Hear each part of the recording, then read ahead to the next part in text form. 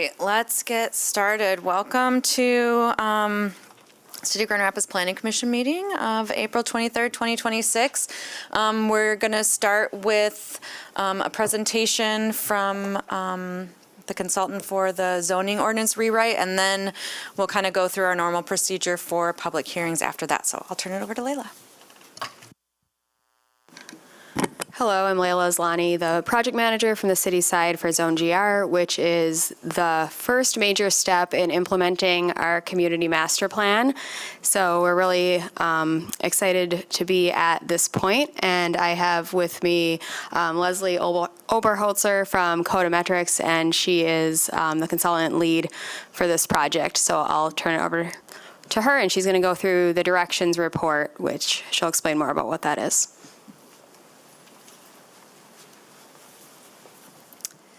Good afternoon. Almost beautiful afternoon. So I'm Leslie Oberholzer with Codametrics.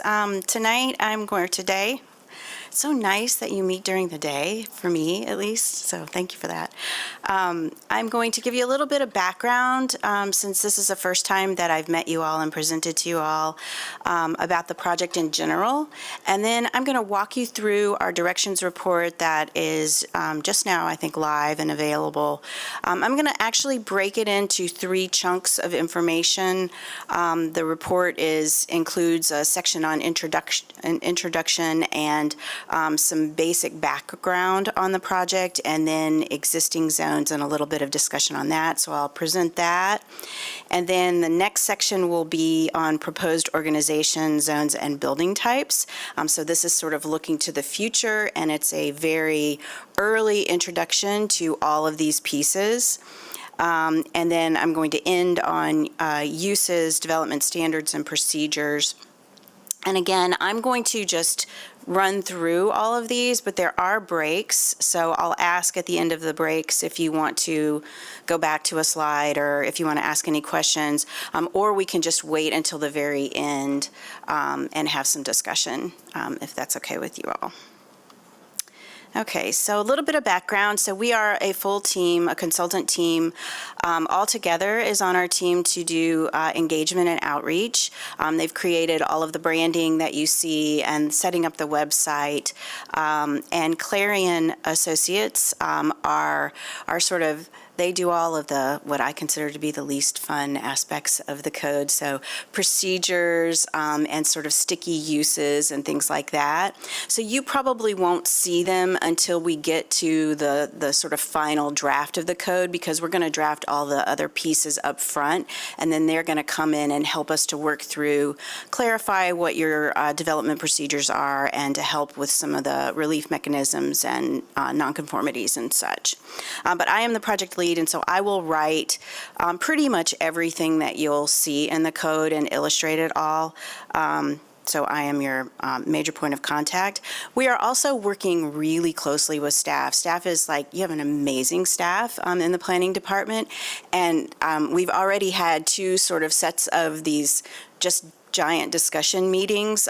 So I'm hearing about all of the different projects that are going on and everything that's happening on their desks, as well as getting information from them. So they're a very important part of our team and our process. So our project scope is writing the zoning code, drafting the zoning code. We are asked to do a rewrite, so we will be reorganizing the code and making it hopefully better and easier to use. These are sort of our 3 broad goals, but we will carry forward any regulations that are currently working really well. So we don't want to mess up something that's really functioning for you, but there are a lot of pieces that we can make better and reorganize and so on. And so in order to figure those out, we've sort of set these broad goals. First of all, and probably most important, is we are here to as one implementation tool for your community master plan, Bridge to Our Future. And so the idea is to take all the goals and objectives and sort of action items that are in the community master plan and carry those forward where possible with zoning into the zoning ordinance. We're also going to be looking at your area-specific plans and other recent policies that, again, staff has been letting me know about. The second big goal is sort of taken from the text and language in the community master plan, this sort of idea of balancing conservation, meaning not preservation, but conservation, which allows for conserving the development character of your community, the physical form that everybody loves and cherishes. But conservation means allowing it to evolve and grow and be adapted and reused, but also to allow growth and new redevelopment in locations where that's been slated to occur.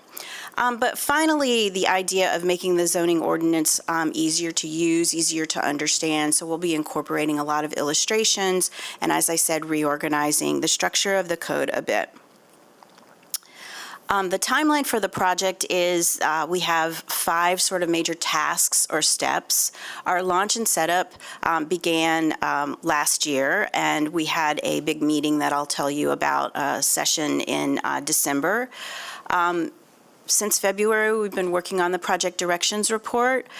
So here we are with a draft in April, and then we will be taking that out to the community in May. So that step is almost complete. Once we get through that May meeting and get some feedback from the community to help inform the project directions report, we will head into the third step, which is the initial draft ordinance. That initial draft ordinance is going to be very much, for the first several months, an internal draft that we're working with staff on.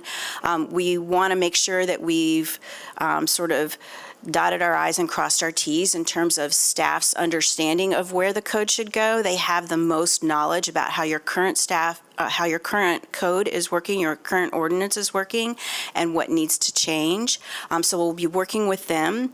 And then in August, we will take our draft of Module 1, which will be the sort of biggest chunk of information. This will be the zoning districts, the building form regulations, and the use regulations. And we will present that to our technical advisory team. Our technical advisory committee, or our TAC, our key advisors, of which Brian sits on, and we're glad to have a connection there. But the technical advisory committee is meant to sort of review all of the drafts for us with their lens, which is, really active sort of development folks in the community, people that use the zoning ordinance right now and will continue to use it. So that technical advisory committee will meet again. We met with them yesterday, and to basically do the same presentation. We will meet with them again in August with that first module. And then they will meet monthly until the draft is complete. Once the draft has been reviewed by staff, heavily reviewed by staff, reviewed by the technical advisory committee, and we will also have some presentations to you all at the end of this process, of this step, to get feedback. We will consolidate the 3 different modules, and we will present that as a public review draft. So only once it's been through several sort of paths of review and understanding will we pull it out for the public to review. We will have some activities throughout this step 3 process to gain information where we need more information as we're drafting. But really the active public engagement will happen once we get that public review draft consolidated and presented, and then we will have a series of ward meetings to present general information and then to have specific exercises and to ask the community specific questions. We also have a community connectors process where community connectors are being trained next month, and then they will hold a whole series of meetings in that public review draft period. Also, during that public review draft period, we will be presenting to you all and having hopefully some workshop sessions where we can kind of go through the code with you all and get some feedback and hopefully help you all to understand what the intent was, but also to get feedback on how you think it will work. And I believe with the City Commission as well during that process. So once we sort of get through that step 4, we make all of the revisions from everything that we've been discussing. When we feel good about the code, that's when we will take it forward for adoption. So the idea is to kind of work through as many kinks as possible during step 3 and 4 until we get to that public hearing process. So just a little bit about our kickoff session in December. We did a presentation to the Committee of the Whole. We had several fairly intensive staff discussions. So if you think it's not great to sit here on a beautiful day inside the room and listen to me talk, staff met with me for like 4-hour chunks. It was quite intensive. And then I was here again in March and had additional staff discussions, which has informed the directions report. We also had this fantastic staff-led community bus tour, which you see some images up here on, that Elizabeth led, and they took us to a whole bunch of new developments that have been occurring and talked through some of the issues and the discussion points from those projects being developed. And then again, we had a technical advisory committee meeting back in December, which was our first meeting to sort of hear their first thoughts on that as well. And so May 12th will be our community launch. And just to be sure, this is the publicinput.com. It's actually Zone GR and not Zoning GR. But if you do the little QR code, it will take you to the website. But we have this community launch scheduled for May 12th. We've already had a lot of registrations for it. I think we've got maybe 40 or maybe even 50 people at this point, because I'm still getting emails every time people sign up. And we will be doing a presentation and trying to explain the directions that we're going, the direction that we're going with the zoning code, with the directions report. And then we will also have a series of stations for people to have some conversations with staff and with the consultants. Okay. So that's sort of our timeline. I'm going to talk a little bit about the background on the community master plan. I know several of you actually participated in that process. But just to say that we are also looking at the area-specific plans. I know that some of those have been folded into overlay information, and we're looking at that as well. But there are other plans and initiatives that we've even heard about some yesterday that we didn't know about, and so we're trying to make sure that we're at least as aware as possible of all of the other initiatives, so that we can make sure that we're making those kind of connections and those ties, to the extent that we can with the zoning ordinance. So as I said, the community master plan really is our roadmap for development of the zoning ordinance. There's a lot of words on this page, but this plan framework at the beginning of the CMP is really helpful for us to understand kind of the broad goals that the community came up with. So there's a series of value threads that were identified, and then these 5 community goal areas that all of the sort of objectives are organized around. So this idea of great neighborhoods, connected and diverse neighborhoods. The bold change within that chapter is all about allowing duplexes and triplexes and quadplexes, as well as accessory dwelling units in the areas that are zoned low-density residential. That kind of coupled with number 5, implementing a development character-based approach, I think is really important. I think those two things really work closely together. So what we want to do is allow those duplexes, triplexes, quadplexes, and ADUs within the sort of physical form of the neighborhoods, and making sure that we're being very context sensitive. The second area about vital business districts and really thinking about how can we get as much development in those locations as possible, still maintaining that desirable development character within those areas. So looking at heights and promoting denser development in those specific locations. looking at the community activity centers to create more employment for a stronger economy, really looking at where light manufacturing and research is occurring and where it can occur. More and more these days, we're allowing those kinds of things to happen pretty much anywhere in the city, with the exception of sort of the residential neighborhoods. The ideas of doing this sort of artisan manufacturing and craftsman manufacturing, on commercial corridors. And then finally, the balanced mobility, reducing or eliminating parking requirements. We'll be looking at how are the different ways that we can do that. There are a lot of tools that we can use there, looking at very specific sort of areas of the city where infill development might be held back because of parking requirements, especially as it says where there's transit. We also want to make sure that we're encouraging pedestrian friendliness, so everything that's in your current code about walkability will be carried forward and kind of fine-tuned and clarified. So that's a lot in that one slide. Character-based approach, I think, is really important.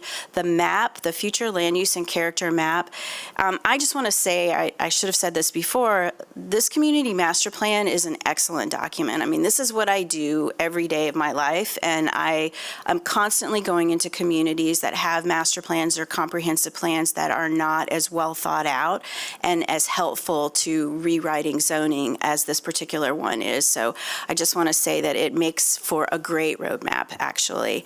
And this map is an excellent map which will serve as kind of the basis of moving forward and creating a map for your city, a new map for your city. So when we're going through this process, we'll be starting with that sort of future vision of what we want to be happening within the city, the future land use and development character map as kind of a basis. But zoning needs to work with what's on the ground right now, and it needs to work in the interim as we're sort of moving towards that future. So we really want to be highly aware of what the current zoning is as well.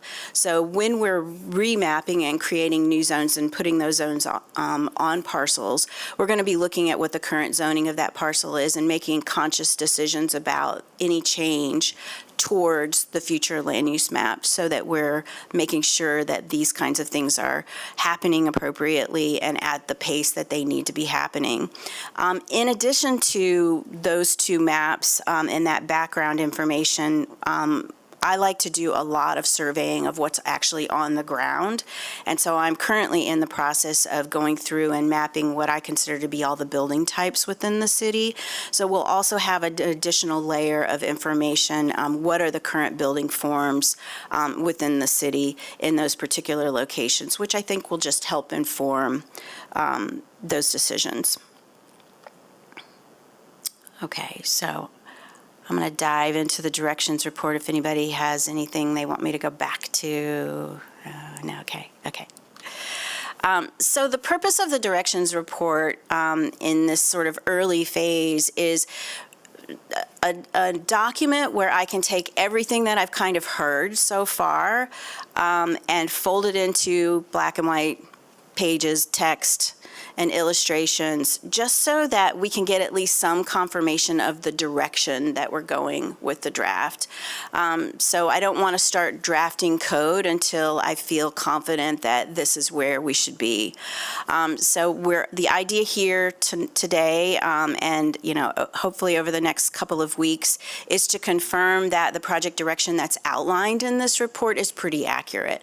That doesn't mean that things can't change. It just means this is how we're sort of stepping off and starting to draft.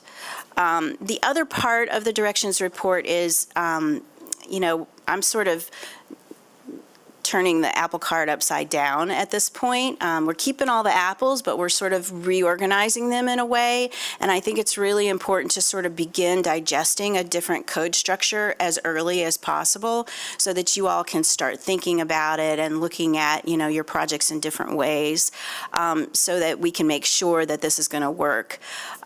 So again, it's to begin that process, but it doesn't mean that we're not going to continue to refine all of that. We have several points in the process where we'll go back and refine. And then finally, to hear any additional input, anything that you feel like we've missed or some little piece. We had some excellent conversations yesterday with the TAC about things like step backs and uses, very specific use conversations. Maybe a little early in the process, but it's great for me to hear because, again, I'm digesting. So we want to hear any additional input that you might have that could ultimately inform the initial code drafting. And again, there will be other opportunities to provide input. Okay, so within the directions report, we've outlined what we're calling these key priorities. This is kind of a framework to start to hang all of those specific action items. So if you were to open up the document, you'll see underneath each one of these items a list of, I don't know, 10 to 20 items that I specifically heard we need to do and address. It's not everything that we need to do, but it's a lot.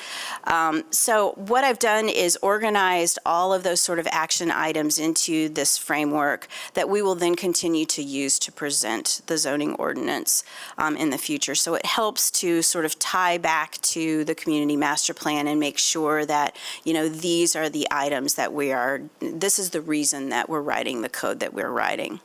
So the first one is taking that sort of development character and sort of tweaking the name a little bit. It's more about context sensitivity. And what I mean by context sensitive is on a broader context of the neighborhood, looking at the neighborhood era, looking at how that neighborhood filled out, what makes that neighborhood feel like it does when you drive through or walk through that neighborhood. Also to the immediate context of the site. So when you're developing a building, what's next door to you and behind you and across the street from you. So that's context sensitive. Housing supportive is, we're all talking about housing. We know what housing supportive is about. It's about housing choice, different stages of life, increasing our supply in as many different ways as we possibly can, preserving existing affordable units. And there's a whole list of ways that have been outlined in the master plan for this as well. In terms of business friendly, we want to be looking at the commercial corridors that you currently have, how they're zoned, trying to kind of tighten them up and create kind of nodes of activity so that businesses can be more successful as opposed to someone just sort of opening up a new business along a street, along a corridor. We want to kind of create these nodes of businesses along the corridor. But in addition to that, we want to sort of increase the uses that can happen in those locations. So as I said before, artisan industry, supporting job growth with employers, supporting local entrepreneurs and maybe having smaller spaces, and enhancing those sort of existing nodes, but also thinking about where new nodes might occur and how we might address those in the zoning moving forward, which we also had a lot of discussion at the Technical Advisory Committee meeting yesterday about. In terms of vibrant and walkable, I think that's pretty apparent. We want to really look at how the buildings are relating to the street. Your current code already does that. You've already got a lot of standards for storefront buildings and windows and doors and that kind of permeability between the sidewalk and the interior of the building at different levels for different uses. So we want to build on that. We want to build on the current walkable street pattern and making sure that we're maintaining those blocks and permeability through the blocks as well. We want to increase, when I say increase access for all, I mean that's walkable. We want to make sure that we're supporting transit use and other ways, other modes of transportation to arrive at the site through your current sort of bike parking standards and things like that.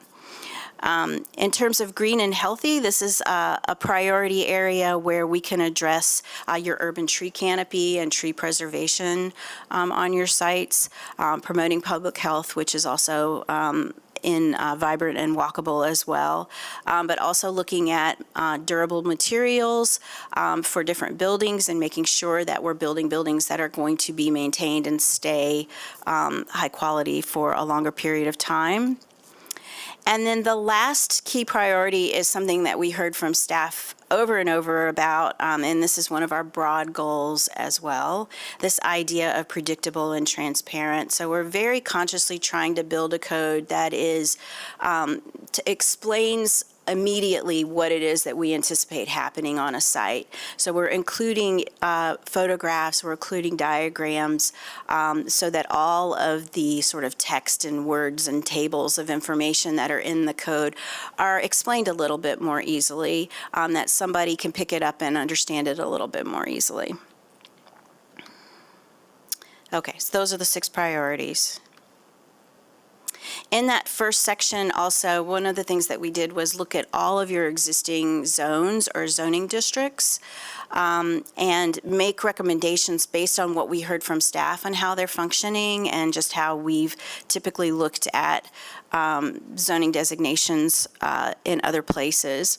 One of the things that I think works really well and ties very well to the master plan, the community master plan, is the neighborhood designations of traditional neighborhood, mid-20th century neighborhoods and modern neighborhoods. That is something that it seems like the community has bought into and understands their neighborhoods. It's something that staff has spent a lot of time sort of explaining and training to the community, and so I think that's something that we probably want to carry forward, especially in the residential zones and in the neighborhoods. I think it also ties really well with the second bullet here, which is I believe that the best way to convey the regulations is through building types or a series of building types. And so we're proposing to create building type regulations for all of the mixed-use zones as well as all of the neighborhood zones, which I think will also help with your sort of middle housing and what you're missing in your current code and how we can kind of hang those regulations on a building form that people will understand. So this idea of using building type regulations also will tie into the mixed use zones and different ways that we can zone those commercial corridors that are currently sort of allowing anything goes. Some of your traditional business area TBA zones are really long and sort of stretch along corridors. And so what we want to do is create different types of mixed-use zones, which I'll explain in a minute, but also different scales. So where the traditional neighborhood and the MCN and the MON probably were intended to address scales to some degree, I don't think it works as well, so I'll explain how I'm proposing to do that. Additionally, with discussions with staff, we looked at multi-building site layouts, and the current zoning code doesn't work as well when you have more than one building on a site, and so we'll be addressing that at different scales from, a smaller 1 or 2 or 3 building site to a larger, maybe 3-acre site. So I've already talked about locating storefront zones on corridors. This is one of those kind of nodal aspects. I think we also need to do that in downtown. If you open up the directions report, you'll find a very preliminary, just an idea of how the downtown could be separated into more than one zone. It's currently one zone. And I think there are a lot of sub areas within the downtown, specifically areas where there has been an effort to create continuous storefront. And so I think we can kind of conserve that with the zoning code. And then primary and non-primary streets is a way to organize frontages, especially in the downtown, so that non-primary streets would be where you have your garage entrances. And if you can think about that ahead of time in the downtown or in other locations where it might be a little bit difficult to figure out what's the front of the parcel. If we can map those, it just makes everything a little bit easier once developments start to come in. Makes that decision making. And then finally, one little word about overlays. I think overlays add in many cases, unnecessary need to, an unnecessary level of complexity to the base zones. So if we can create a series of base zones that work, and we can take some of those overlay standards and incorporate them into those base zones, I think we can eliminate many of your overlays. Some of them will still need to exist, but I think we can try to handle that in different ways.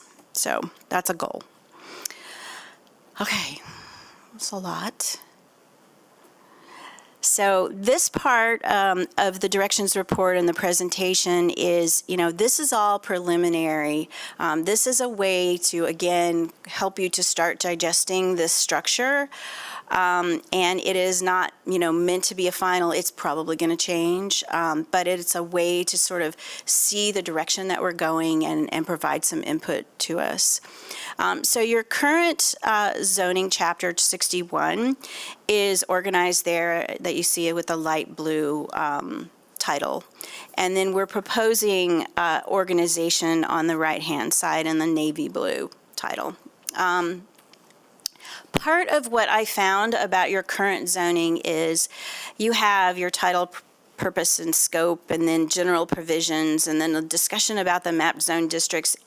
It's a lot of text at the very beginning when somebody sort of first dives in. Now, once we get to MuniCode and it's all online, that's a little less important, but I've always found that it's important to get to what the regulations for the buildings are more quickly. And the other part of that is the general provisions article right now seems to have been just a gathering place for additions. It has a lot about accessory structures or accessory uses that are also in some other accessory uses and structures are in other places. So one of the things that we want to do is pull that out and put it in its own article. But this idea of, just having this sort of miscellaneous upfront article is less helpful when somebody's trying to find the information that they need. So what are general provisions? We're not really sure. So the idea here is to try to make the table of contents a very clear indication of what's in that article, and find all of the pieces that you're really immediately looking for in the table of contents. So you're going to be looking at what your zone is. You're going to be eventually looking at what your building type is once you're clear with that. Your principal use, you want to look at a use article and find all that information.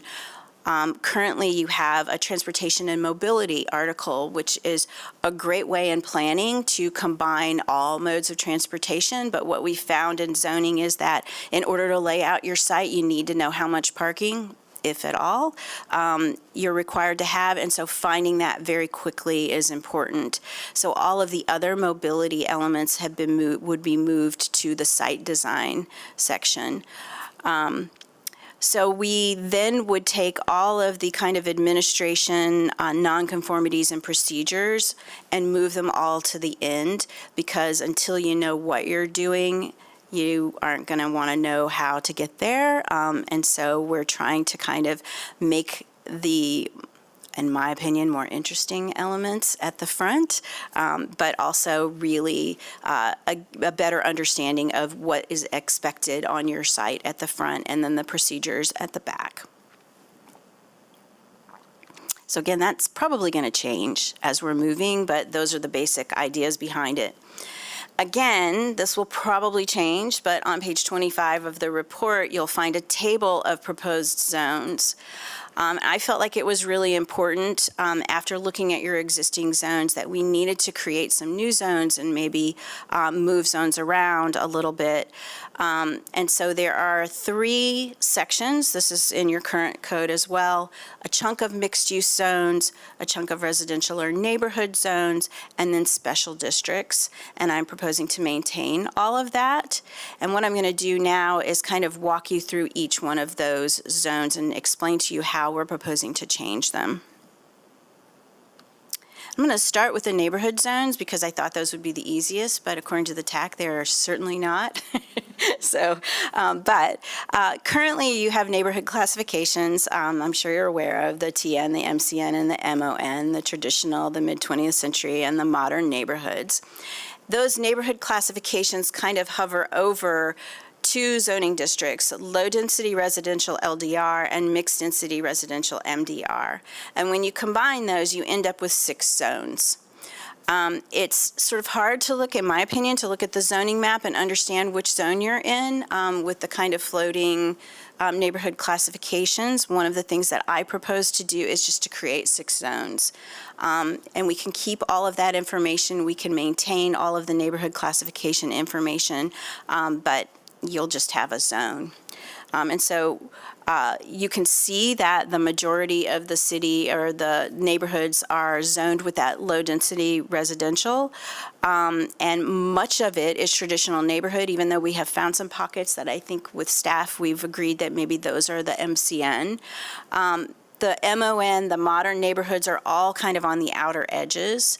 But the majority of the city is that the yellow, low-density residential, and then the orange is the mixed-density residential, which by and large is overlaid on top of existing sort of apartment developments and townhouse developments and such. The future land use and character map defined these as compact neighborhood and suburban neighborhood, and there's quite a great explanation of what a compact neighborhood is, and then those suburban neighborhoods by and large are those MON neighborhoods on the outer edges. And so you can see how these this map overlays that sort of compact neighborhood on top of that current LDR zone district. So what we're proposing to do is to create those 6 zones, as I mentioned, maintain the TN, MCN, and MON prefix to those zones, which that prefix will be kind of used as a geographical prefix in other zones as well. And to create this mixed residential and a residential that will likely be mixed to some degree, but is more tied to that original LDR.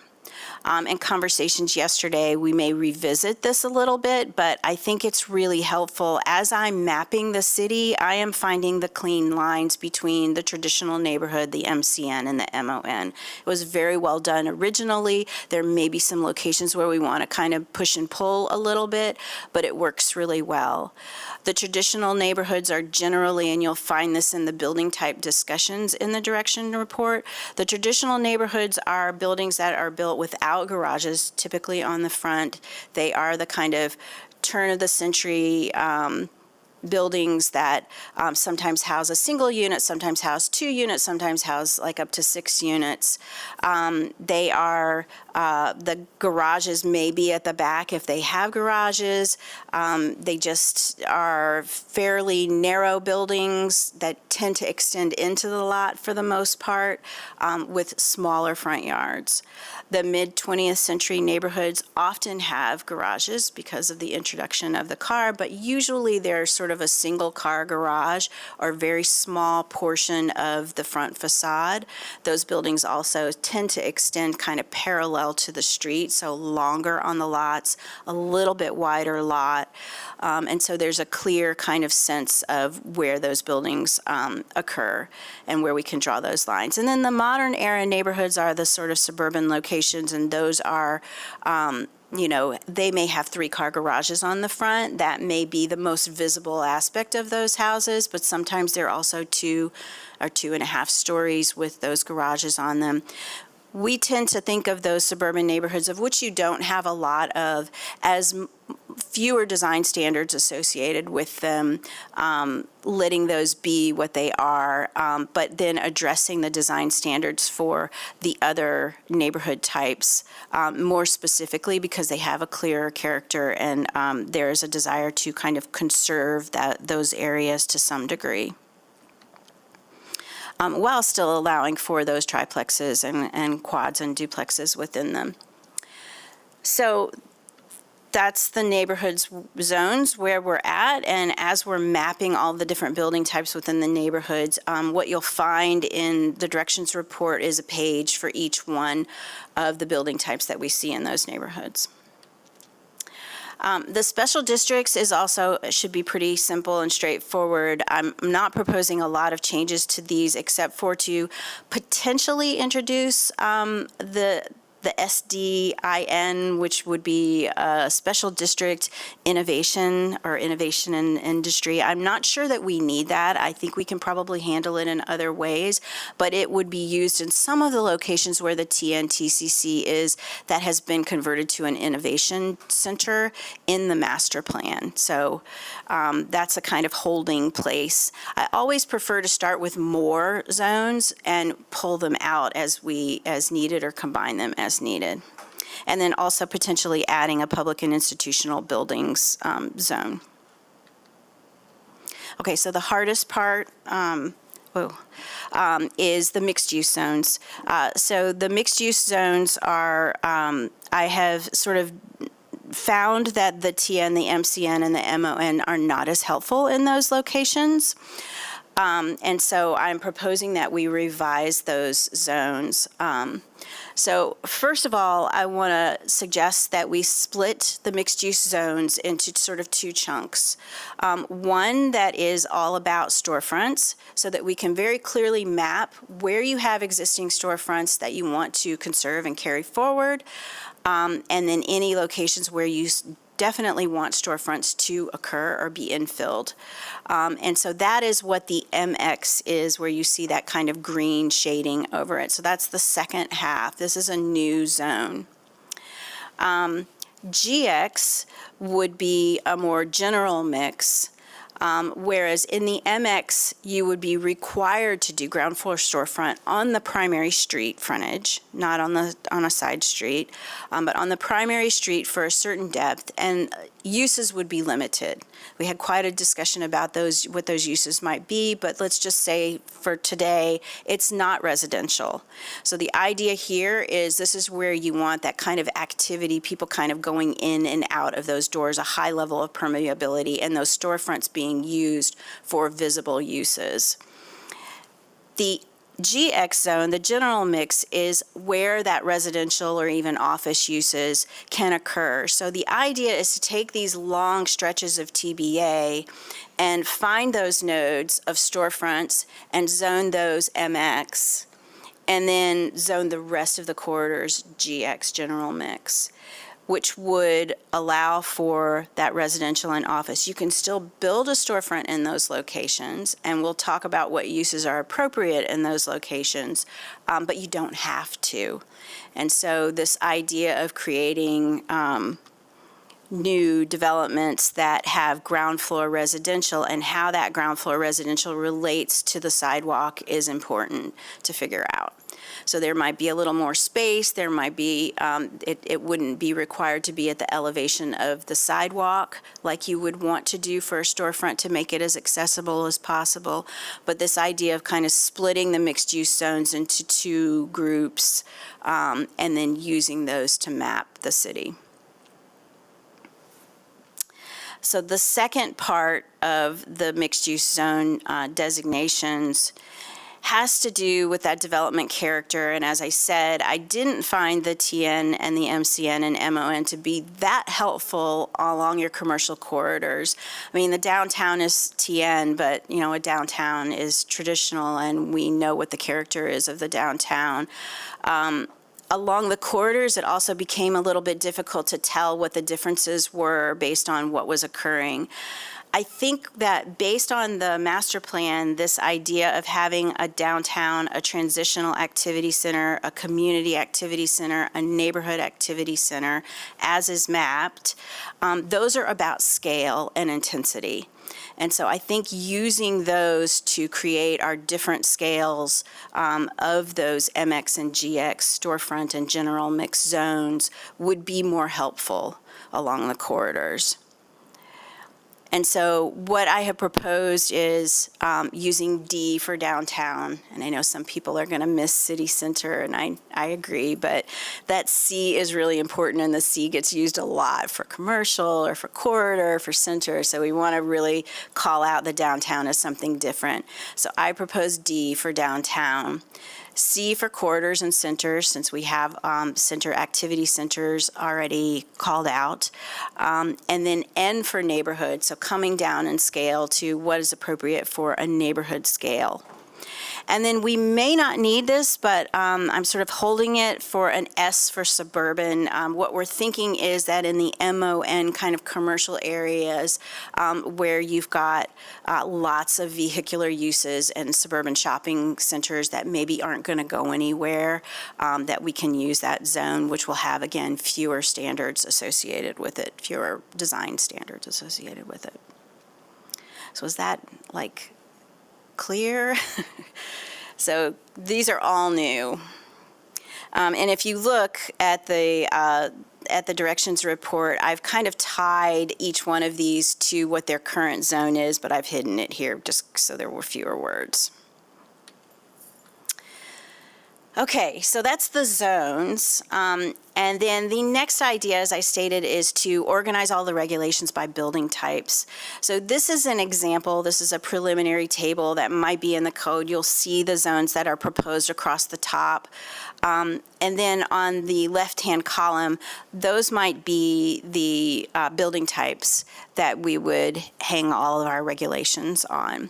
So in the storefront MX zones, you might have the storefront building with that ground floor storefront requirement. There's also the potential for, and I don't know what we'll call this, there's a bunch of things you can call the commercial house or the flex house, or this is where buildings have been converted from houses to commercial, or new construction has been built that kind of mimics those house elements, and making sure that we're sort of addressing that. Sometimes they have more landscape area around them and so on. A general building, which would be in the GX general mixed zone, which would allow for an apartment building or an office building. It just doesn't have that standard for ground floor storefront. It doesn't have the standard for the first floor elevation being close to the sidewalk. It's just a general generic kind of building envelope. A row building, which I'll talk about in a minute, and then a series of house types for the neighborhoods. So I just jumped the gun on those. Those are the 2 pages, one for storefront building and one for general building. And again, if you look at the directions report, the map of the downtown, you can see where I can pretty easily map where those are in the downtown. You could do the same thing along the corridors. Where the CMP called for middle housing types, we've translated those into a row building, which could be a townhouse or a row house or a live-work building. Tends to be kind of a street wall of buildings that are connected.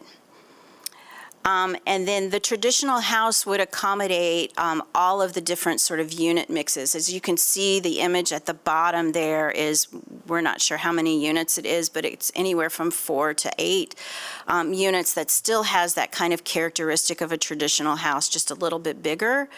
And so we can write all of those regulations that will help all of those different unit mixes to fit in. The third image that you see down shows multiple buildings on a site, and that's a separate sort of discussion that we'll have to have about how a traditional house can develop, a traditional house site can develop with multiple buildings on the site, and that's that multiple building layout that I was referring to earlier that we can address. I just wanted to call attention to the Lane House, which really is a traditional house, but it's a very specific situation that I know there have been variances about, and I feel like staff has been great at handling them, but there's also some new examples of those being constructed, and I think it should be encouraged. They're wonderful little sort of areas of tighter development. And then the traditional house court, which I think would work for those multiple building layouts, maybe not quite what was anticipated in some of those other situations, but again, would build off of the traditional house and just be another layout potential for those. Okay, so once we create that table that I showed you earlier, this table, each one of those building types will be organized with a series of tables and illustrations, all organized the same way. And the idea here is that once you find your zone on the map and you go to the building type table and you select your building type, you go to this set of pages, and this will get you really far in terms of what can happen on your site. Of course, there's going to be other regulations that you're going to need to address, but this will give you your building and parking siding, basically your building envelope, the height and how you cap the building, so whether or not you can get that extra half story under the roof or not, and then primary facade requirements, so how much glass, how many doors, basically all your street facades as well. We are incorporating images at the front end to convey, this is what this building type is meant to sort of produce. So it's increasing the level of predictability for what can happen on your next door neighbor's site. And we'll select those images carefully. I try to select new construction images. I don't think those are not necessarily the best. This is a different place, so those are not necessarily the best images for you. But we try to incorporate new construction images just so that you can see more what can be built today. And then again, including diagrams to illustrate all of those regulations. So that's the zones and building types.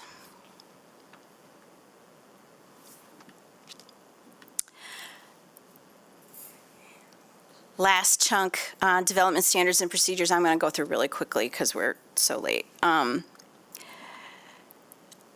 Brian asked me to say, and I'm going to say, this is an example use table from another community. Even though some of the zones look sort of the same, it's not. This is just an example to show you how we might lay out a use table. I haven't even started to look at uses yet. I'm still focused on zones and building types, but your use table will look something similar to this. It will likely be 2 or 3, maybe 4 pages. We try to keep it as short as possible. Right now, your uses are in each one of the zones. There's a table at the end of each one of the zones, or at the beginning, I can't remember.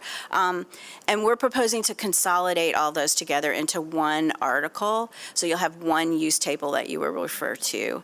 And so that use table, along with that building type table, will tell you a lot about what's allowed on your zone.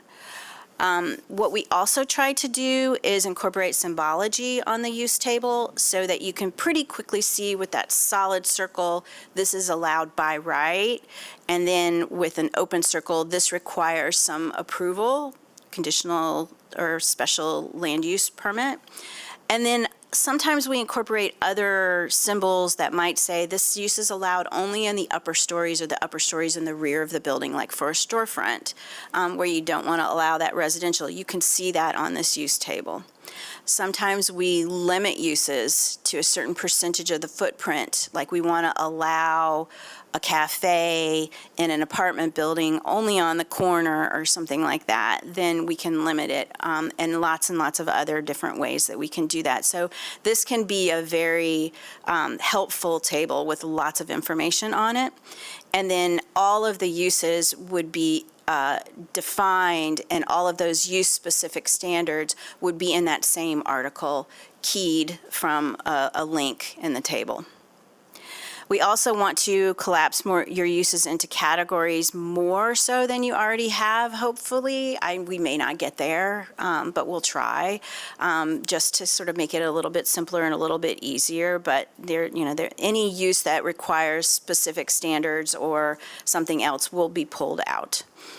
And then finally, as I already referred to, I'm going to take accessory uses and structures and give them their own article, their own place in the sun. Like, we're talking about ADUs, we're talking about accessory garages, we're talking about, solar panels and wind turbines on houses that are accessory. All of those kinds of accessory uses and structures will be in one place, which I think there's one staff person who will be very happy about that, who does garages all day long. After you get your sort of building type, where all of those sort of basic building envelopes and those key elements, those key regulations are visible in the building types, I'm proposing that all of the building design standards, like materials and facade proportioning and roof types and balconies and all of those kinds of things, entry transitions, be in one article so we don't have to repeat ourselves a lot. And usually it's easier to address those kind of second-tier design elements. It's like you're doing your building envelope, and then you're maybe thinking about what your facade materials are going to be, and those are sometimes a little flexible. So incorporating all of those into one article that gets looked at sort of second to the building types is usually the path. Also, we want to really create clear pathways for relief, especially of these design standards. And what I will do is, I told the TAC, is we'll start with more design standards, and then you can tell me that's too far, you've gone too far, what are you thinking? And we'll pull them out. Similarly, we'll do a site design section where we're addressing all landscape and streetscape and, all of those mobility connection standards for sidewalks through lots and sidewalks through sites to the river, et cetera, waterfront standards, all of those kinds of things could be in this site design article. Parking, we already have talked a little bit about, reducing or eliminating. This is all pulled directly from the master plan, and I think there are a lot of different ways that we will be talking about that. All of these design and development standards will be in Module 2. So the zones, building types, and uses will be in Module 1 that will come to the TAC in August, and then Module 2 will follow pretty shortly afterwards. And so I'm thinking less about these at this point, but we're sort of pulling what all of the things are that we've heard into the directions report. And then finally, in terms of procedures, we will be clarifying what your processes actually are. I think there's Gabby Hart with Clarion has been looking at this, and she produced this section of the directions report. The idea here is to streamline approvals as much as possible and improve that kind of predictability, diagramming out, what the process actually is. But two levels that we want to be thinking about here in terms of flexibility is you currently have a set of departures, a whole series of departures or adjustments or waivers or things like that that you can get both at a staff level, different staff levels, and then to you all.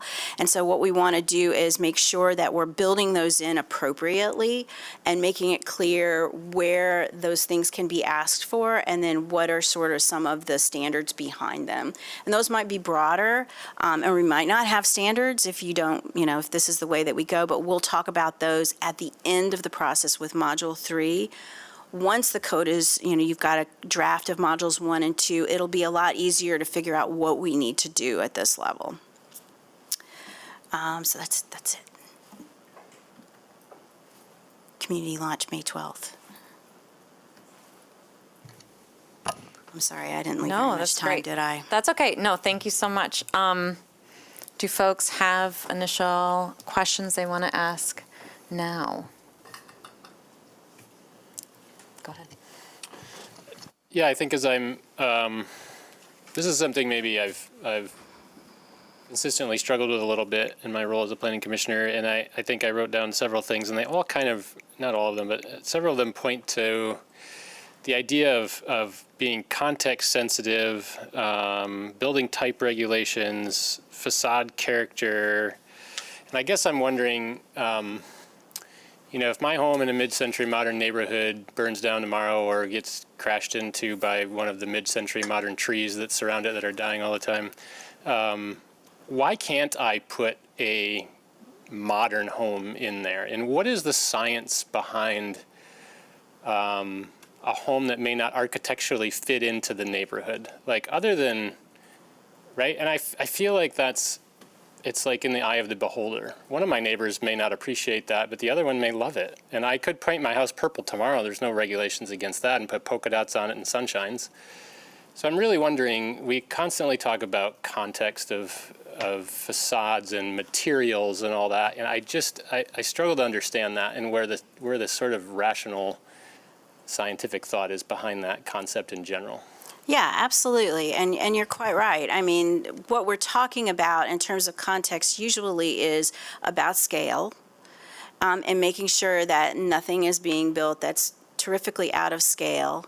Context also means like how much lawn area there is around it. So these are all things that would be in any conventional zoning code. You would have a height limitation, and you would have setbacks.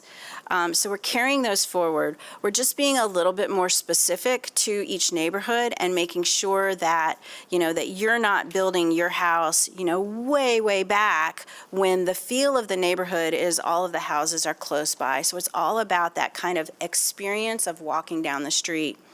I will say also that as you sort of move through the neighborhoods, when you're in the traditional neighborhood, the facade of the buildings they tend to be closer to the street and closer to the sidewalk. And when you're driving or walking down those streets, the context or the development character that you're experiencing, the building form character that you're experiencing, is very much about those facades. It's those porches, those windows, that entrance, the pitches of the roof, the scale of the stories. It's all of that you're feeling, that context as you're walking down the street. When you move into, I'm going to go to the other extreme. When you're going into a more suburban neighborhood, then usually the character of those neighborhoods, oftentimes the character of those neighborhoods, or even older sort of estate lot, neighborhoods, the character is the front yards and less about the facades of the buildings, because you're experiencing those yards. And so what you want to do is make sure you don't care as much about those facades, because there's a lot more flexibility there. You can't see them. They're not contributing as much to the experience of the public space. The mid-century neighborhoods are somewhere in between.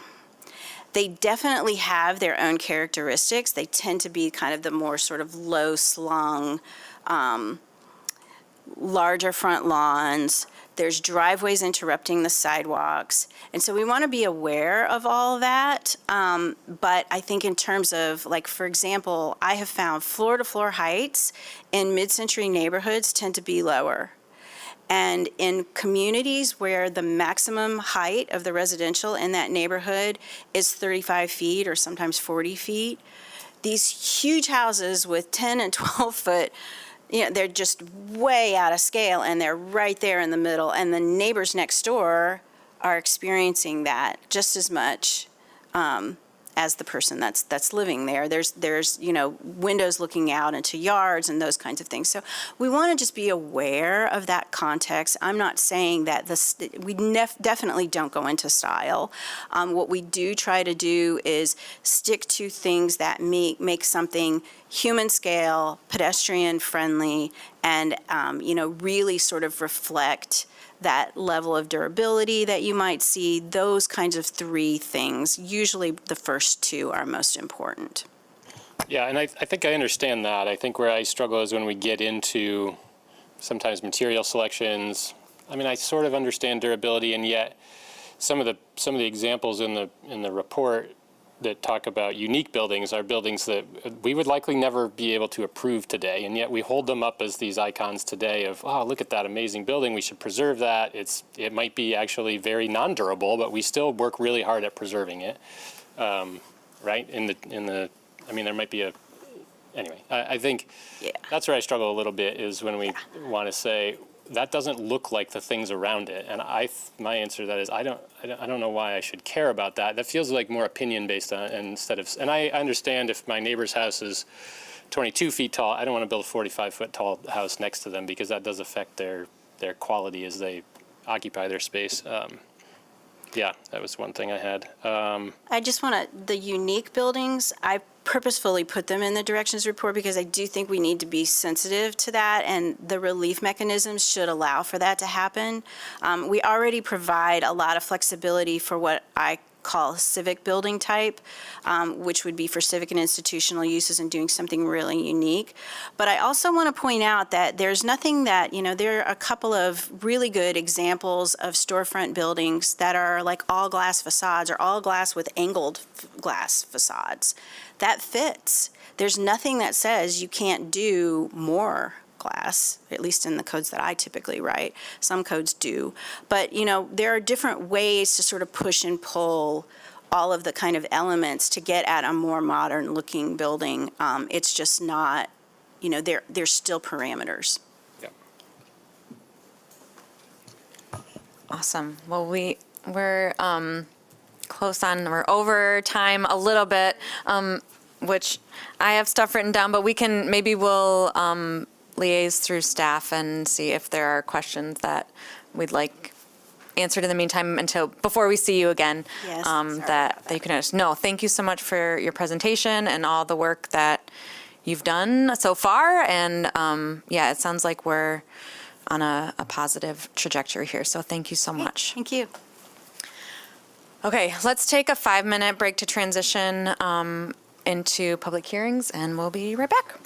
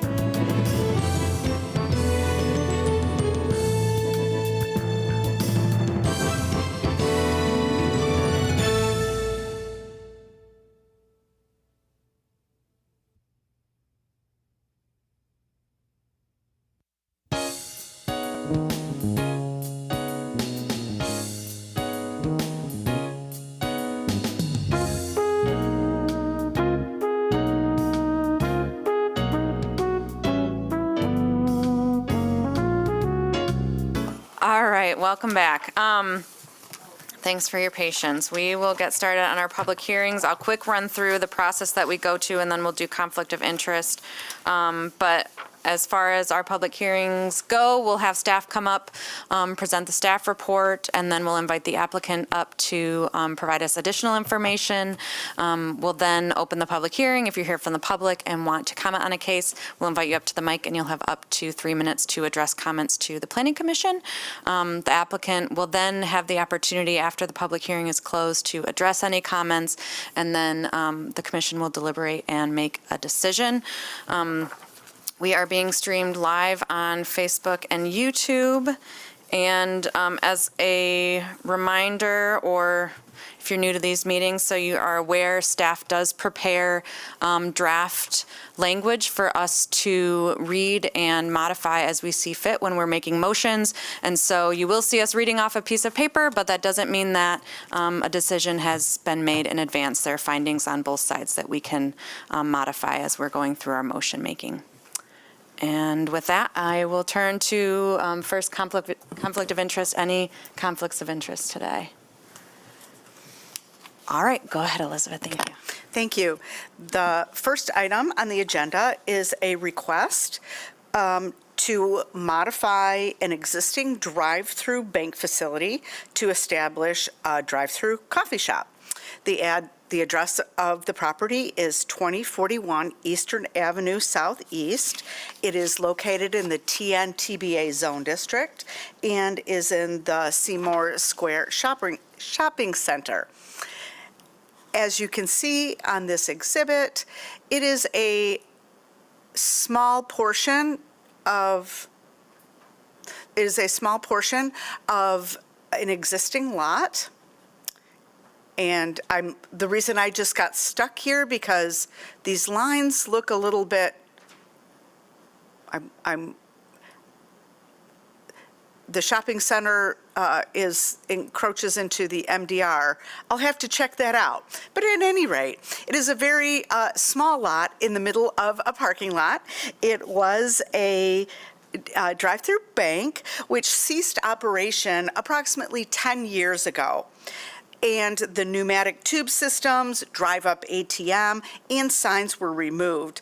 Subsequently, a tax service occupied the building, and so we have considered the drive-through use to have been abandoned.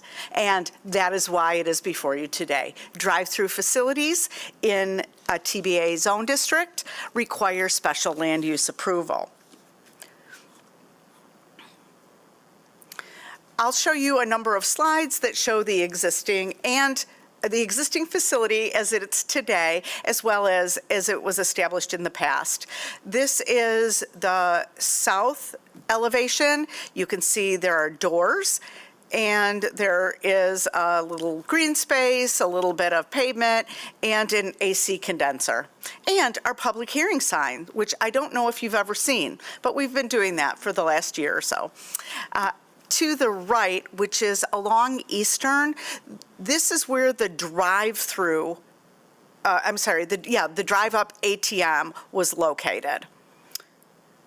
And then,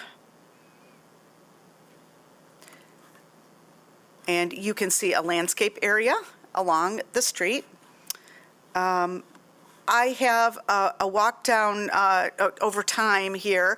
The images go back to I have them back to 2007, but they're hard to see, and they haven't changed. They didn't change much. But the bank was in operation in June of 2011. You can see how it was landscaped at that time, and the landscaping that you see here.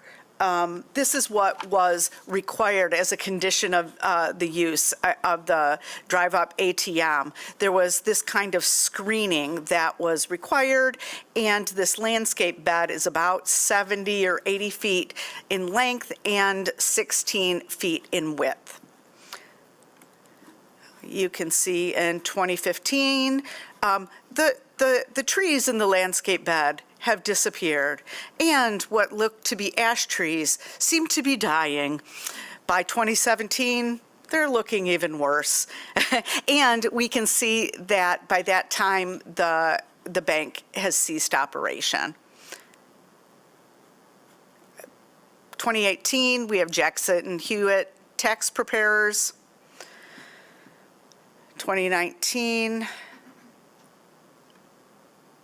2025, our trees are gone. I'm sure I would assume that they were removed by the city because they had died. I assume that they were ash trees. I don't really have anything that show a photo from the north, but I will talk a little bit about how this is proposed to operate. The applicant doesn't propose to make any significant physical changes to the building or site, and they propose to use the site differently than originally designed. Originally, we had this northbound traffic was traffic that was using the ATM. Southbound traffic would go through the drive-up tellers. That's what we call it, right? They were the drive-through teller stations. And yeah, I haven't done that in a long time, and I can't remember what they're called, but they would be the drive-through teller stations. So the applicant proposes to use the one that is closest to the building for pickup. So a vehicle would enter the site, drive north, an order board would be located in this landscape bed. Vehicles would do a U-turn and then travel south to pick up their items. In order to facilitate that U-turn, the landscape bed is proposed to be narrowed from 16 feet to 10 feet. As you can see on this plan, which is, I distributed this at the lunch meeting. This was received yesterday. This plan shows some additional sidewalks from the parking lot, or walkways, I should say, walkways from the parking lot to the building. I'll let the applicant talk about some of the signage and detail that he proposes. But here is a good image that he's provided of the proposed pickup window and a striped pedestrian walkway.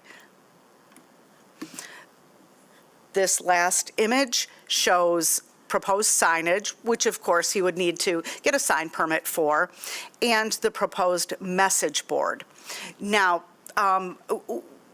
we hadn't received this image until yesterday, so we hadn't had a chance to talk about this in detail with the applicant, or I should say, we hadn't had an opportunity to talk at all with the applicant about this signage.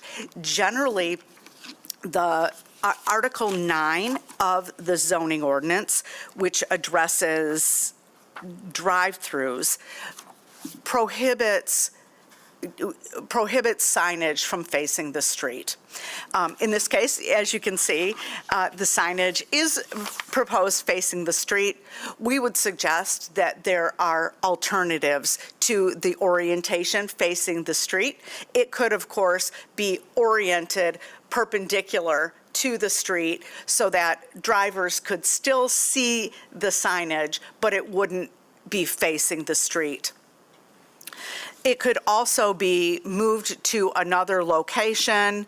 It could be located in the landscape bed facing this row of cars. Those are just some options. Let's see here. I think there was one other thing I wanted to mention about that.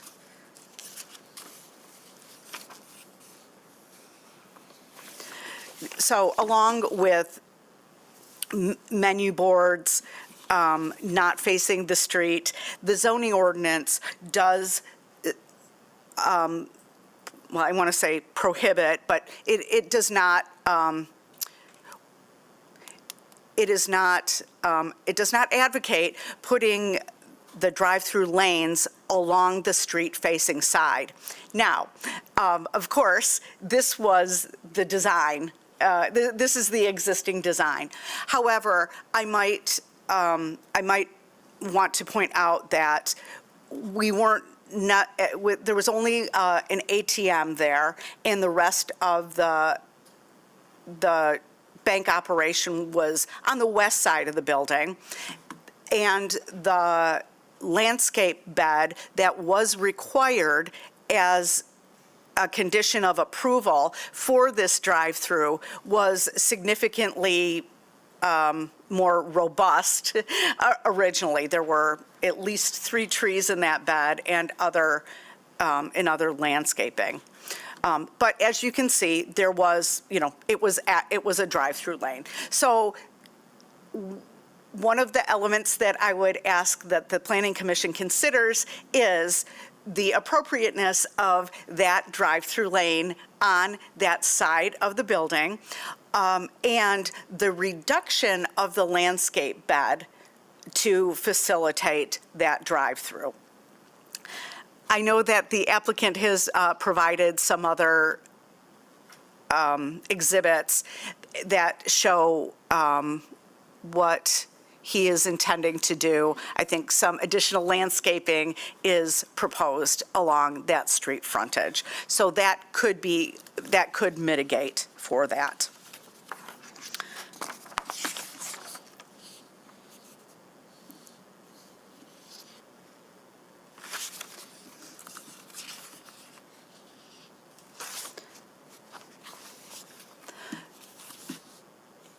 Let me see if there's anything else I want to go over here. Oh, one of the elements of the design that the applicant is proposing is trash, which we do appreciate.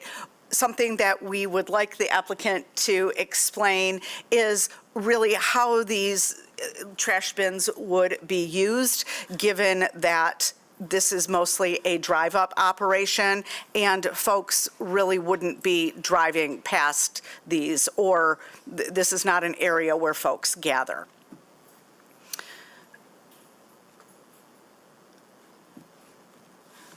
I'd also like to mention that along with coffee, the applicant is proposing to serve soft serve ice cream. And I think that will be a hit in the neighborhood. I could see that being really popular with families in the neighborhood who might want to walk or bike here.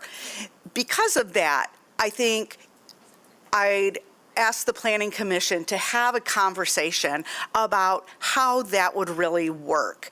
I know that today there is an air conditioner condensing unit outside the door, which would have to be moved. There really isn't a good place for people to gather. I'm saying this as a element of conversation. I know that the ice cream is not the applicant's primary focus, but on a day like today, it could be a popular amenity in the neighborhood. So that pedestrian circulation and access is something that I'd ask you to discuss. We might also want to explore the arrangement, the overall arrangement. And I know the applicant will be able to talk to this, but given what the queuing analysis has indicated, 3 parking spaces, or 3 queuing spaces rather, should be adequate, and we might be able to arrange this site with just the queuing on the left side of the building or west of the building. I understand that the applicant is also planning on having online ordering, so perhaps he could talk a little bit more about that. So in sum, we're looking at reuse of a former drive-through bank facility for a drive-through coffee shop.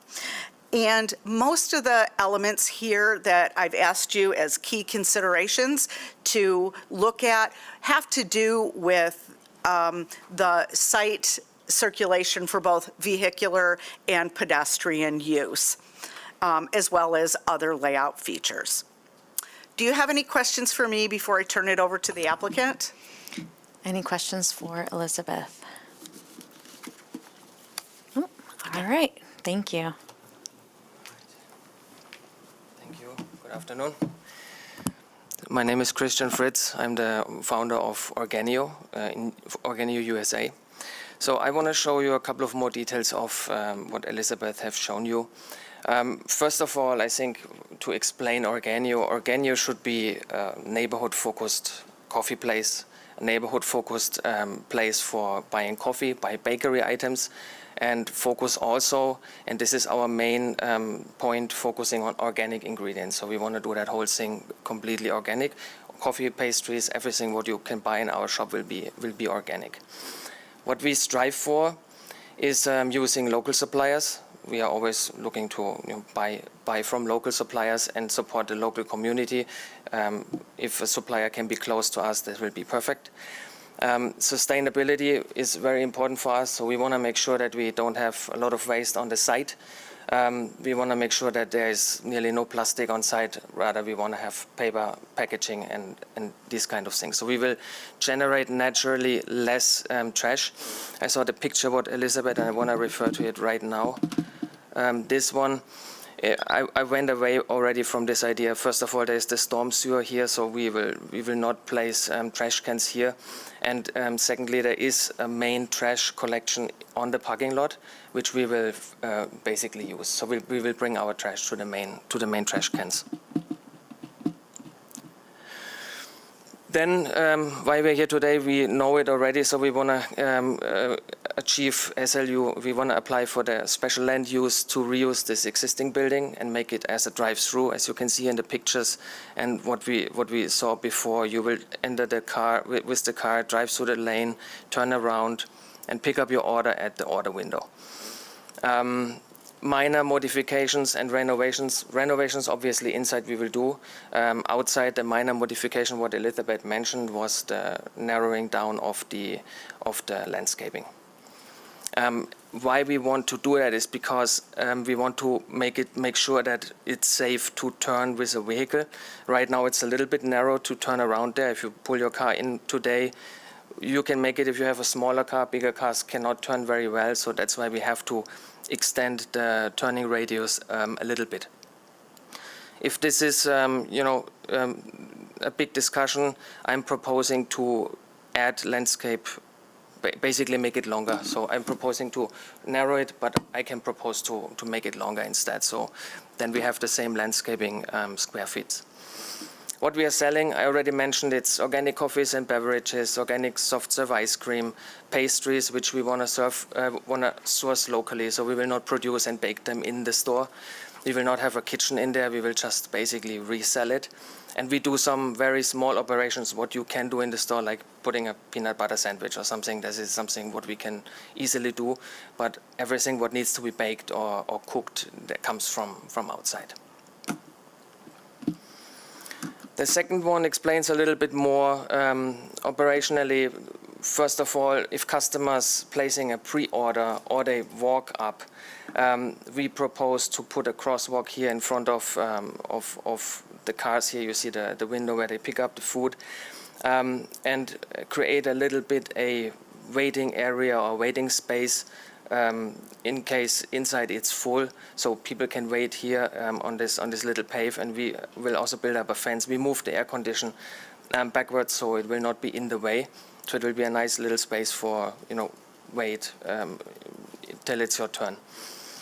Then we put signs up which means yield to pedestrians, because if people walk here, that's always dangerous. So we want to make sure that there's adequate signage. I'm thinking even of a stop sign here to make sure that the drivers are really aware that there can be people walking along the way. And then inside, when you look inside, our operation will start from 6 o'clock till 4 p.m., so 6 a.m. to 4 p.m. We will have most likely 3 people at the beginning in the store and working there, and then finally customers, if they ordered online or they want to just go in and buy an ice cream, they can open the door, step in, and they will be served here. And this one is like the employee in the morning, he will come in, it's like a lift table, so he will go in and close this behind himself. And yes, this, Elizabeth mentioned it already, the signage, what she mentioned, should not face to the road. Obviously, I will, comply to whatever is asked for. In the end, if this is the drive-through lane, it's a little bit difficult not to have it like this. So I would like to ask to consider if that's a possibility. We can, of course, from the outside, we could have, screenage or like a tree or something to hide it from looking at it. So, and then obviously there's one more thing. These speakers here, they will make noise.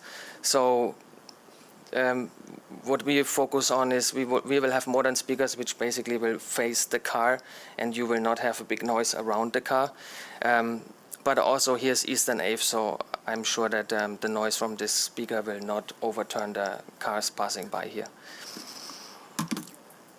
Then next one will be the traffic analysis. So I went and had a professional engineering company, Fleiss and Van den Brink. They did the analysis. They came back and say, yes, you will have, at peak, you will have 3 cars arriving at the same time on your site. So you need to provide 3 spaces, 3 car stacking spaces, which we will have on the site. And if you look at this picture, it's basically the same picture. You see 3 cars here. We already provide 5, and even a number 6 car where the yellow arrow is, a 6 car could stop here. So we actually have 6 stacking spaces on site, which means if there's over demand and over rush hour and we have more business, this means we can still keep the traffic on site and it will not stack back into Eastern Ave. Couple of details here. Peak hour rate was suggested at 18 cars per hour. Right now we are thinking of the serving rate will be 45. A normal drive-through will be between 60 to 90 seconds. So in the beginning, I think we will be a little bit slower, but we will picking that up as we go. And so therefore here also will be no problem to serve 18 cars an hour in peak. And then the estimation from Fleiss and Van den Brink is 180 cars per day max. That's for the traffic analysis. Finally, I went and had neighborhood outreach with all the neighbors on the site. I mean, with most of the neighbors. There's a big hair and beauty store. There's Family Dollar. There's a wings and burger place, which I went and talked to them. I went also to have a conversation with the Garfield Park neighborhood. The outreach overall was very positive. I had no pushbacks on any of the ideas what I proposed to have this local organic coffee store in the area. So it was quite good to talk with all the neighbors. And we also received this support letter, which I think you have received as well. So in summary, what I want to say is we use an existing building, we use the existing infrastructure and the existing footprint, so we don't make major changes or major, build-ups on the site. We will make sure that the traffic will be contained on site and not stacking back into Eastern Ave. We see ourselves as a locally neighborhood serving business, which provides services to the neighborhood, obviously taking advantage of the commuters who are passing by and want to have their coffee on the way to work. We will have no seating We will have no kitchen on site like big operations, so we will also, in terms of noise or, we will be a small operation there. And finally, yeah, the intention is to positively impact the neighborhood, obviously there in this area. And that would be all from my side. Any questions you have? I'm Wonderful. here too. Thank you. Yeah. Any questions for the applicant? I have one, and I don't know how big of an impact it is, so maybe our Mobile GR rep can help us with this, but I'm just wondering if when the traffic analysis was done, if the ice cream part of the operation was Yeah. in consideration when that? Yeah, okay. it was all part of it. Okay, all right. Anybody else have a question? Go ahead. Yeah. I'm curious about the choice to use the existing ATM drive lane as part of traffic at all. Like, are you using that because it exists? Yeah, I mean, Or because it seems like, so I don't normally do this, but it seems like coming from the north, you could improve your traffic turning and avoid having the ordering signage that doesn't meet the zoning ordinance, and like you could solve for a lot of, so I think in my mind, there's a way to solve for a lot of the potential zoning issues and probably make traffic circulation better and also give you the potential to connect to the sidewalk and actually be this piece of the neighborhood that you said that you want to be. So I guess that's why I'm curious why you chose to use the ATM drive. I think it speeds up operation. I mean, that was my only point why I want to use it, because if you drive in here and you order already here till the guy arrives at the window, the coffee is ready. So we will be significantly faster than if we go from that area and have only three cars. That means the first one he order, then he need to wait for his coffee. It takes 1 or 2 minutes, which means the second car and the third car, they already wait 4 minutes, they wait 6 minutes. If you have a fourth car, they wait 8 minutes. So nowadays, everyone in a drive-through, you want your coffee quick, right? Yep. When you're on the way to work. So you don't want to wait 10 minutes. So I think there's a way to do this by turning your ordering sign 90 degrees and having basically the same amount of queuing as you have now. Can you explain that again? I don't know if I'm supposed to design it for you, so I'm struggling. Oops, I broke it. Sorry. If traffic can come from the north and then turn 90 degrees and have a sign here instead of facing the street, it's facing the north. So you drive south, you turn 90 degrees, you can order, you're still at least 4 cars away from the pickup window. You've reduced this 180-degree turn. You don't have to mess with the landscaping here. You end up with a potential patio space for ice cream or for coffee. So you end up with a better pedestrian experience. You end up with better traffic flow potentially. And it should be, I would think it would help you because you have less paving. So there's less infrastructure that you need to install in order to make it happen, I guess is my point. And it will solve, there's probably some concern from someone about traveling south right there, but I think that'll solve for a lot of the issues that were raised as far as zoning ordinance requirements that we're not currently meeting.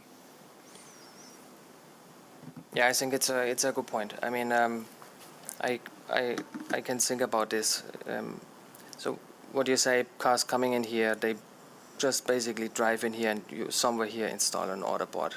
Yep, so you'd have 2 90-degree Yes. turns instead of 180-degree turns. Yes, okay.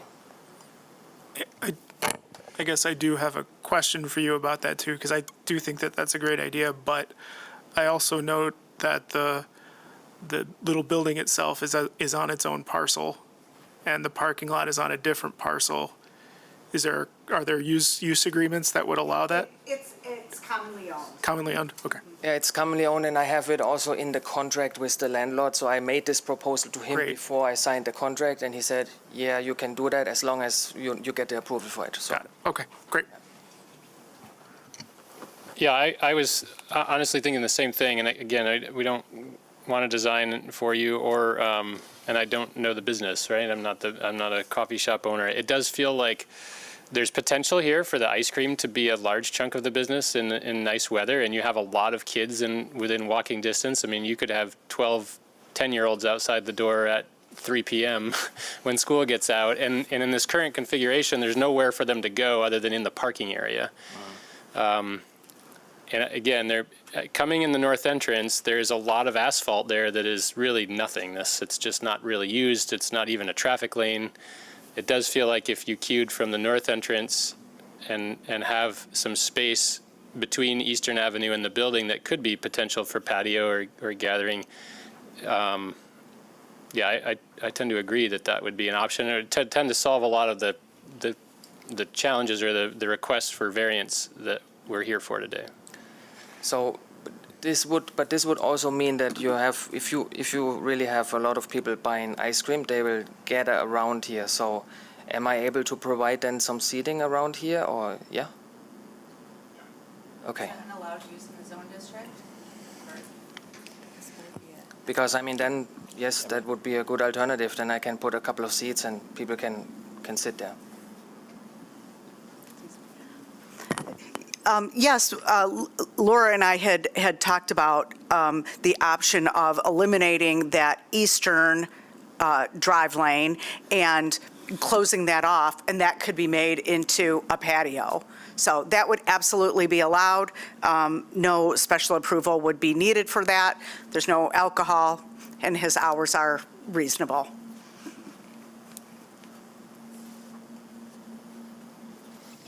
Mr. Fritz, was there any consideration of connecting the store via sidewalk from the existing sidewalk internal to the site? Seems like the connections, pedestrian connections, are to the parking lot. I didn't consider this yet, Okay. but I mean, as we are discussing, and if that's an option, obviously I would like to do that because that's also safer for pedestrians to Sure. otherwise have to cross the whole parking lot. So we could make the connection directly to the door, yes. Thank you. Okay, any other initial questions right now? Yeah, if you're doing ice cream, your hours probably aren't going to stop at 4 p.m., right? That's my original purpose, was to stop at 4 p.m. So I mean, ice cream after dinner is going to extend those hours. yeah. Realistically, if you're going to make money on ice cream, I mean, originally that thing was thought as a coffee and bakery store, and I Right. didn't thought about, that make this as an ice cream shop, which is an attractive idea here as well.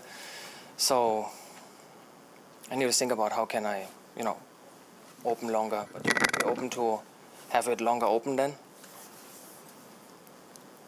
Well, isn't the hours of operation in the zone district Yes. until midnight? Oh. So we wouldn't have to do anything special to Okay. allow him to stay open longer. Sure, yep. Okay, any other questions? Okay, we'll have you take a seat. I will open up the public hearing. If you are here and would like to speak on this case, please make your way to the microphone. I will close the public hearing, seeing none. Okay, commissioners, now it feels like we can get into this discussion here. Go ahead. I see the point Commissioner Swim's trying to make about, simplifying that requirement so that it meets more standards. But, if you do the math, I totally understand wanting to have more cars in the queue. I just don't know how that happens. Because right now, as it looks, there could be 8 cars in that queue, and your orders are done farther in advance. I'm not sure I'm seeing how the queue can line up in that lot if you don't use that front thing. So again, we're not designing for them, right? But there might be some opportunity there, but I struggle to see the volume that would support the business. Go ahead. I don't know if we have enough information here to know, but Is a civil engineer going to be required for this, should it turn into a real project with a permit?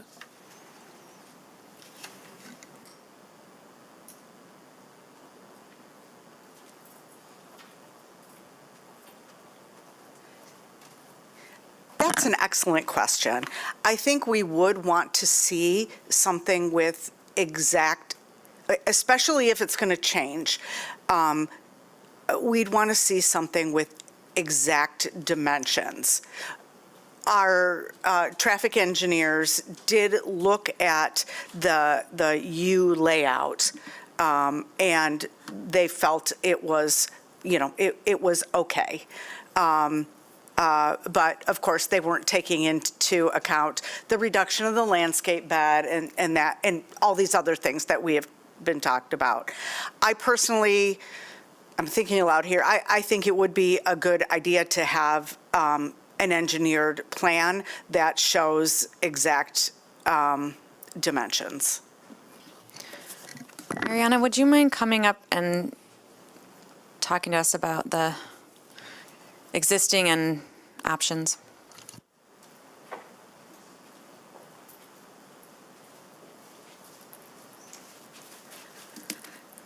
So as far as kind of the queuing analysis and everything else, that is very typically standard for what the industry, we kind of use a random distribution, not just cars kind of arriving at a rate. So the 3 is generally that kind of 95th percentile you might expect. As far as kind of the options for the turn and things like that, I would have to verify with that Fleece and Vanderbrink. They would be a company that would be qualified to kind of give information on that turning radius and why they would want to see that landscape buffer reduced kind of for that bigger arc. The one thing that I was kind of concerned at looking at the overall plan was that I wanted to know kind of what lighting would be here. If it's a 6 a.m. operation, that is a very dark time in the winter. And if you are ordering your coffee ahead of time for pickup there and you are crossing that particular traffic lane, lighting would be very beneficial for pedestrian safety. And I can answer any specific questions you guys may have. Can you talk to us about what Commissioner Swem's idea, like how that is that? The service rate that they are using, which is generally from when you kind of order to when you pick up your coffee, excuse me, this is a little bit weird with the queuing analysis, but they use 60 to 90 seconds. It's not necessarily that you order your coffee and you get it in that amount of time. It's that your kind of presence as you move through the queue and get your coffee. You can be waiting in the queue for a bit. So it's all kind of the standard things that we would expect. It's not like an unusually short time or something to that effect. So having that kind of 3 vehicles kind of back from it, I mean, I think it's something that, yeah, the operations are a little bit different, but it would be something that we would say that's enough queuing space for the 3, kind of for where we expect them to be moving through the queue. So, I mean, this does keep it kind of contained to the parcel.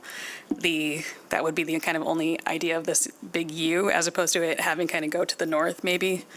There's some confusion, like with some of the queuing, if it's not pavement marked out. If you've ever been to the Starbucks on Northland by the river, it's kind of this weird free-for-all of parking with bad pavement conditions. So try to avoid that.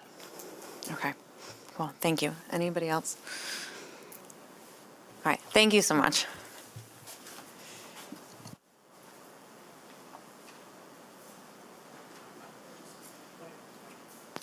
There is, so now that I understand that this is a kind of a commonly shared parking lot, the area of asphalt to the north of the existing landscape seems underutilized. There's no parking there. There's no drive lanes until you get almost all the way to the north. I think that there probably is a way to reorient this, as Commissioner Swem said, that might make a lot more sense, and then offer them the opportunity to have some outdoor seating and not reduce landscaping, but actually improve it and make it really great. I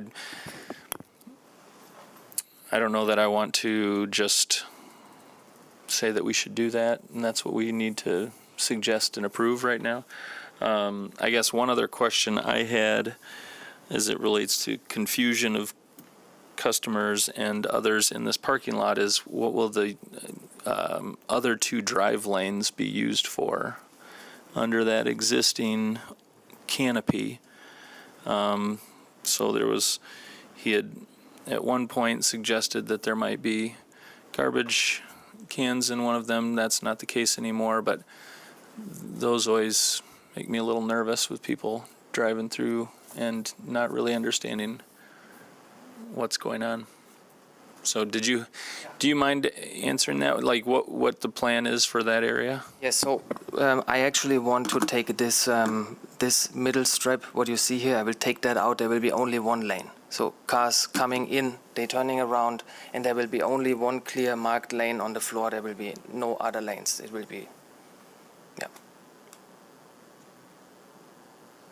Because, yeah, I had the same confusion because customers will pull in here and then they're waiting for what nobody knows. So I think I like the idea suggested. You know, that white line that's down there is probably from when they had the ATM, and that was sort of the car path that would come in from the south and then exit out the north. And if that dead space in there was part of the queuing, that would seem to make a lot of sense, that they could get the cars stacked up in there and it wouldn't be, it's wasted space right now, right? So I could support that. I also think, well, a couple thoughts. The first is that house that's right across the street, if the ordering and drive lane is where it's proposed right now, I would worry about light pollution and things like that for that house.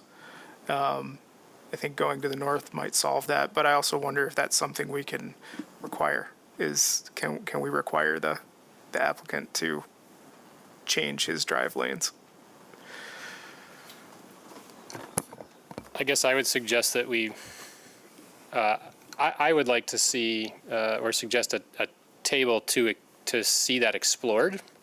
I would like to see it. I don't know that it's, I mean, I'm with the original suggestion that it feels like it might be a better flow. It would reduce the number of, sort of variances, I suppose, if we're calling them that, with the sign facing the road, et cetera. I am a little bit concerned with, if you're entering in that north entrance off of Eastern and then coming across it, how people feel about, how our traffic teams or engineers would feel about crossing that traffic lane, or it almost feels like more queuing. I just feel like for me, in order to make a decision, I would have to be comfortable. I'd want to see that evaluated and I guess presented because of what the ask is here for the changes.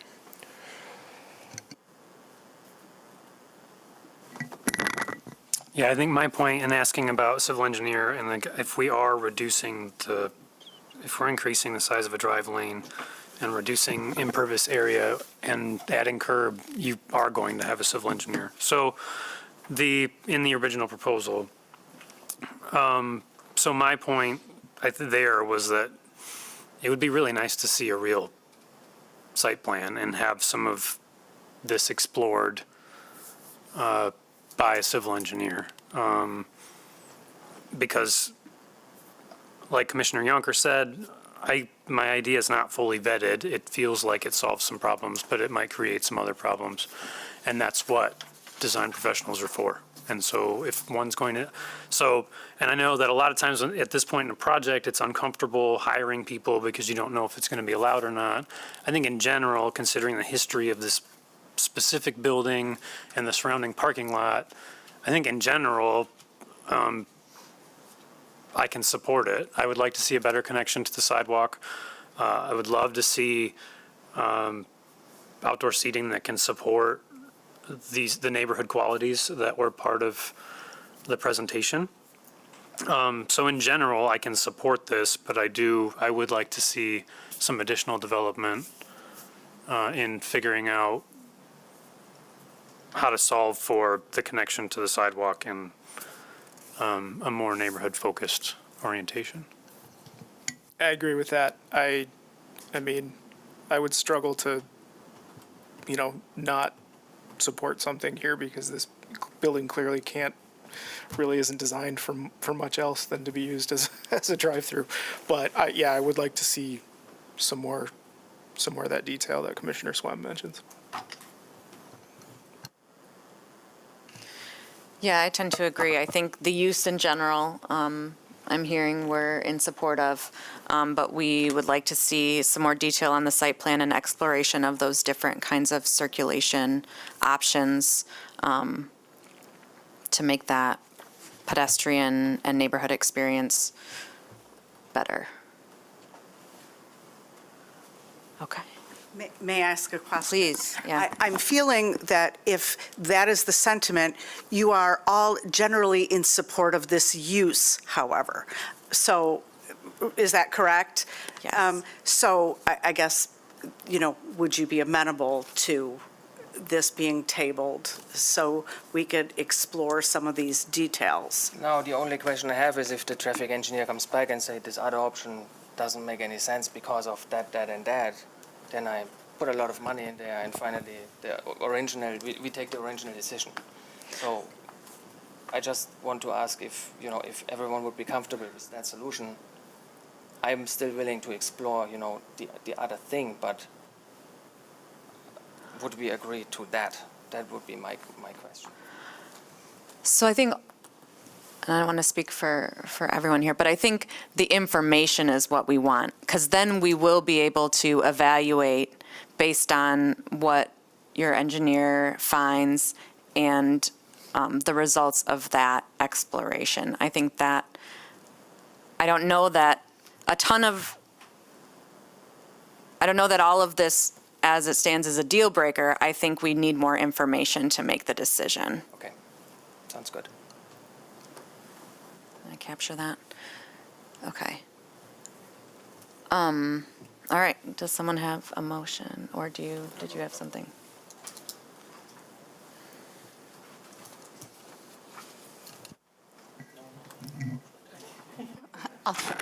I'll make a motion to table this and open, I suppose. Not to a date certain unless do you have a preference, staff? And then I would look to the applicant, I suppose. I guess, yeah, how much time do you think? I mean, I'm thinking if we could get it at the top of the 28th meeting, maybe that could work with what you have planned. I don't know. How much time do you think you would need? 28th of April? No. No, May. May. Yeah, I'm sorry. You remind me what's on the. No, that's okay. Excuse me.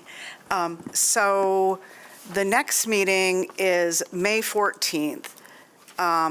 Is that's going to be 3 weeks. So you could, table it to a date certain, and he may or may not be ready at that time, but then that would give us, it would give him more time. If we needed, you could You're saying Table it until the 14th? You could give them, right, you could schedule it for the 14th, Yeah. postpone it to the 14th, and then if we need to, we can postpone it again. Okay. And I would like to do that as well in case you're raring to go and want to get this open. I don't want to draw this out more than it needs to. So I think that makes sense. And then I guess with that motion, just specifically looking for information on rerouting of the drive-through lane and the ordering process with specific dimensions for the drive lanes, landscaping, and how the pedestrian experiences generally with the connections to the sidewalk and to the rest of the parking lot. Does that make sense? Yeah, we want to scale preliminary site plan that shows all the things that you mentioned. Was that a support? Oh, that's not, that should have waited for a discussion, huh? Yeah, that's a support. Okay. Any additional discussion? Okay, all those in favor say aye. Aye. Aye. Any opposed? Motion carries. All right, we'll see you soon. Thank you so much. Sorry, I got lost. No, we needed support, so that was good. Okay, we will move to our next case. Elizabeth will walk us through this too. 545 and 549 Warden.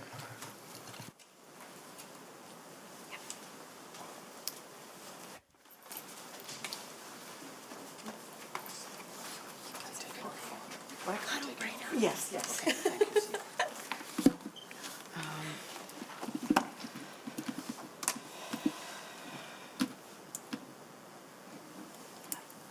Okay.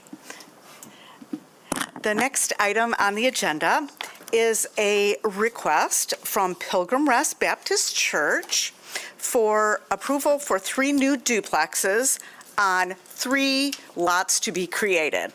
The lots are currently 545 and 549 Warden. Because these are duplexes in the TNLDR zone district, it does need Planning Commission approval, so that's why it is before you today. As you can see from this map, it is all TNLDR. The church is to the north, and the church is to the north of subject properties, and the 2 subject lots are south of the church, and there is an alley between them. The 2 lots together are about 18,000 square feet. They are currently vacant, and I'll be honest, I don't know the history of these lots, so perhaps you could let us know what might have been there before. This is a plan of what is proposed. 3 new lots of approximately 6,000 square feet apiece. Each one would support its own duplex. The site plans would be substantially the same. We would have 2 side-by-side duplexes with porches and a sidewalk connecting to the back entry and to the 3-space parking lot at the back, which is accessed from the alley. I really don't feel that I need to get into the weeds on this. It meets all zoning requirements. It meets the parking, it meets the setbacks, the elevations meet the requirements. It looks like there's a basic floor plan and elevation, and they have a couple of different options for design details.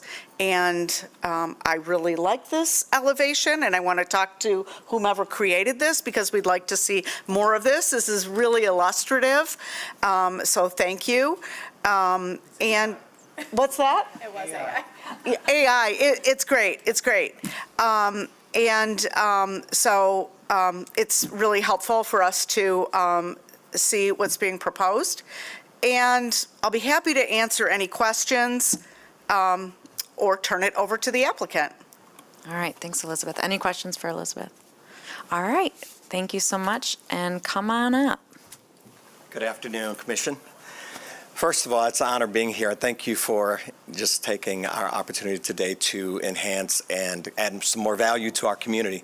I'm the pastor, Pastor Darrell Gaddy of Pilgrim Rest Missionary Baptist Church, and with me today we have the chairman of our committee, our building committee, and looking at this project, Mr. Philip Green, and our administrative secretary in the back, Ms. Anika Paschel. I've been at Pilgrim Rest now for almost 4 years, and in the midst of coming to the city of Grand Rapids and recognizing the impact that this church that was planted in this city in 1927 And so next year, this church will be 100 years old. In this 99 years this year, we have, as of last year, done a renovation on our sanctuary space that we would be able to engage what we would call a new strategy and a new plan to enhance not only the community in a spiritual way, but really implement what we look at community development, providing a healthy place for families in our community. And so we are grateful to look at the lots that was purchased by one of the longest serving pastors in Grand Rapids. He served Pastor Maurice Jones 44 years at Pilgrim Rest. So in this 99 years, I've only had 8 pastors. I'm the 8th. And Pastor Jones purchased this land many years ago with the vision of housing. And so now we have the opportunity to manifest that vision in the building of the Wharton Homes. Our goal in coming into the city as of right now is we've already partnered with our prosecutor's office. We work with juvenile justice-involved youth for the last 2.5 years, keeping kids out of prison. We are also doing food pantry with Feeding America over the last 20 years or so, and we are pressing hard into how can a church locally come out of its sanctuary and impact its community at a greater need. And we know that housing is one of the greater needs in this city. And so with this project, it allows us to take these strangely shaped lots and create 3 equal lots that then provides more housing for those in our community that are housing insecure. And so we have, because of our footprint in this city, feel that it's a perfect time that we would come alongside this city and this planning commission and how we can provide healthy housing opportunities for those in our community with these 6 housing opportunities that we are putting forth in this project. Excellent. I have one question. Did you consider, I understand why you wouldn't do a garage because that adds an expense that isn't necessary. I'm wondering about like an accessory like shed or outbuilding for folks to keep yard stuff or bikes or, I'm wondering if you considered the inclusion of that in this. Yes, we've talked through some of the inclusion of what we would call utility or accessory. And so because those are like mobile things, those can always be added at a future expense. We've also considered like the ability on the pads for garages to go in at some point. And so all of that is being considered because, of course, we want those who are living in the houses to be able to have access to storing bicycles or, snow shovels and things of that nature. So all of those things are considered. Okay, thank you. Anyone else have questions for the applicant? Okay, you can take a seat. I will open up the public hearing. If you are here and would like to speak on this case, make your way up to the mic and give us your thoughts. Yeah.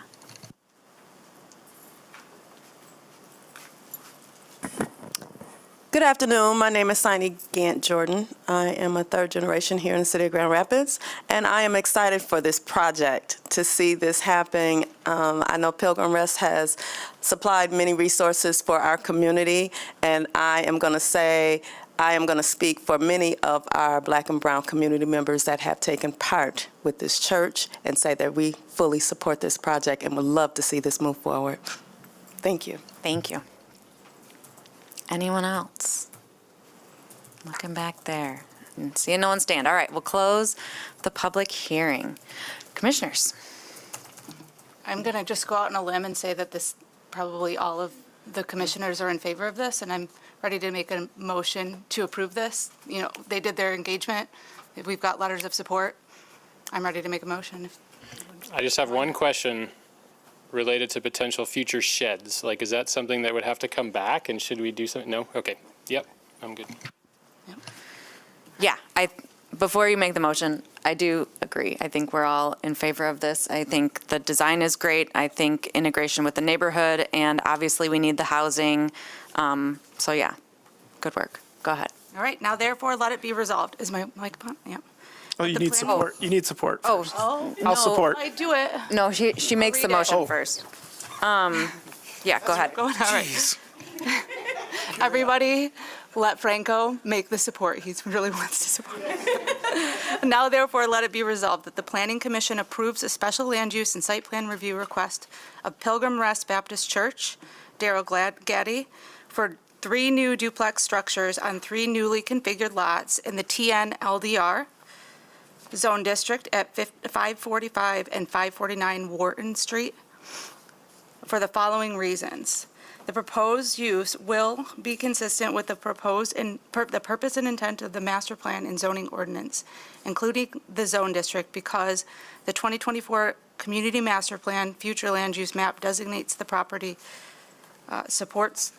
designation of the property supports residential development and new housing.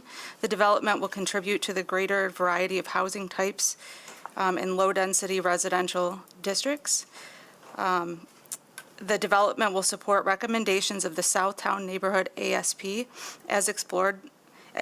by exploring partnerships to build affordable housing on underutilized properties and allowing for a variety of housing types in single-family districts. The proposed use will meet the site plan review standards of Section 51208E because the site has been harmoniously and effectively organized in relation to the size and type of lot, character of the neighborhood, and adjoining structures. The proposed use will be compatible, harmonious, and appropriate with the character and use of the neighborhood, adjacent properties, and the natural environment because the proposed structures are consistent in scale and orientation with what is desired in the TN TBA, or the TN neighborhood classification, and the proposed use will result in a density appropriate for the area. The proposed use will not have adverse effects on the neighborhood because the proposed off-street parking area will meet the requirements of the zone district. Building structures and entrances are appropriately oriented on the site, and building setbacks meet the minimum zoning requirements.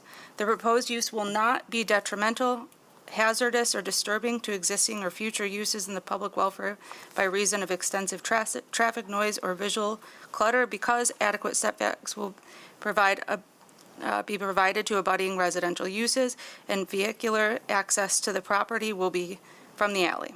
The proposed use will not adversely affect the walkability of the neighborhood, impair pedestrian circulation patterns, disrupt the continuity of the urban street wall, or otherwise hinder the creation of a pedestrian-oriented environment because the proposed building setbacks will be consistent with the property within the block, and the covered front porches, entrance, and rear yard parking reflects a pedestrian-oriented site.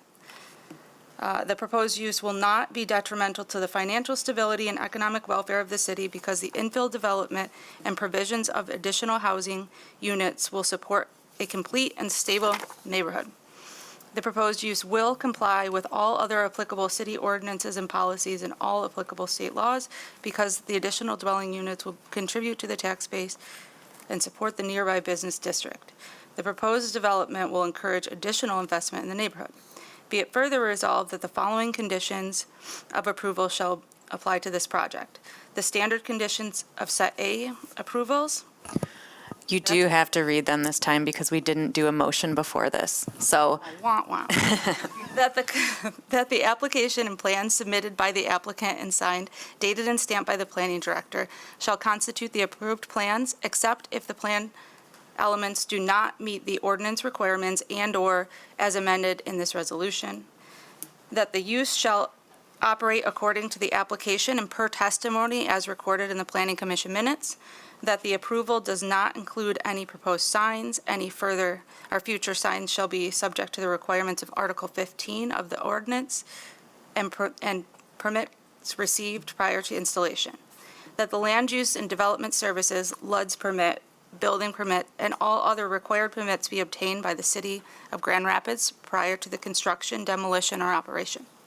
That any expansion of the approved special land use require an additional special land use review and approval by the Planning Commission, and that the proposed use will comply with all other applicable city ordinances and policies and all state laws. That the approval shall take effect 16 calendar days after the date of the Planning Commission decision, and that construction activity be limited to 7 a.m. to 7 p.m. Support. Okay, we have a motion and support. Any additional discussion? All right, all those in favor say aye. Aye. Any opposed? Motion carries. Thank you so much.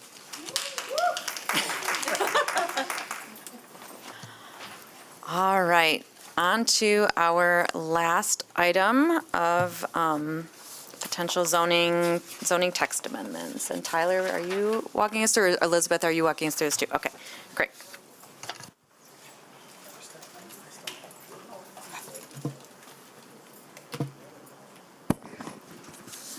So at the last meeting, we introduced this topic. What we're looking at today is implementing some of the recommendations of the accessory dwelling unit task force that was established in spring of 2023. No, that's not true.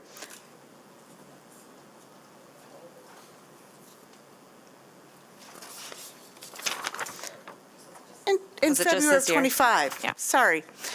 In February of 2025.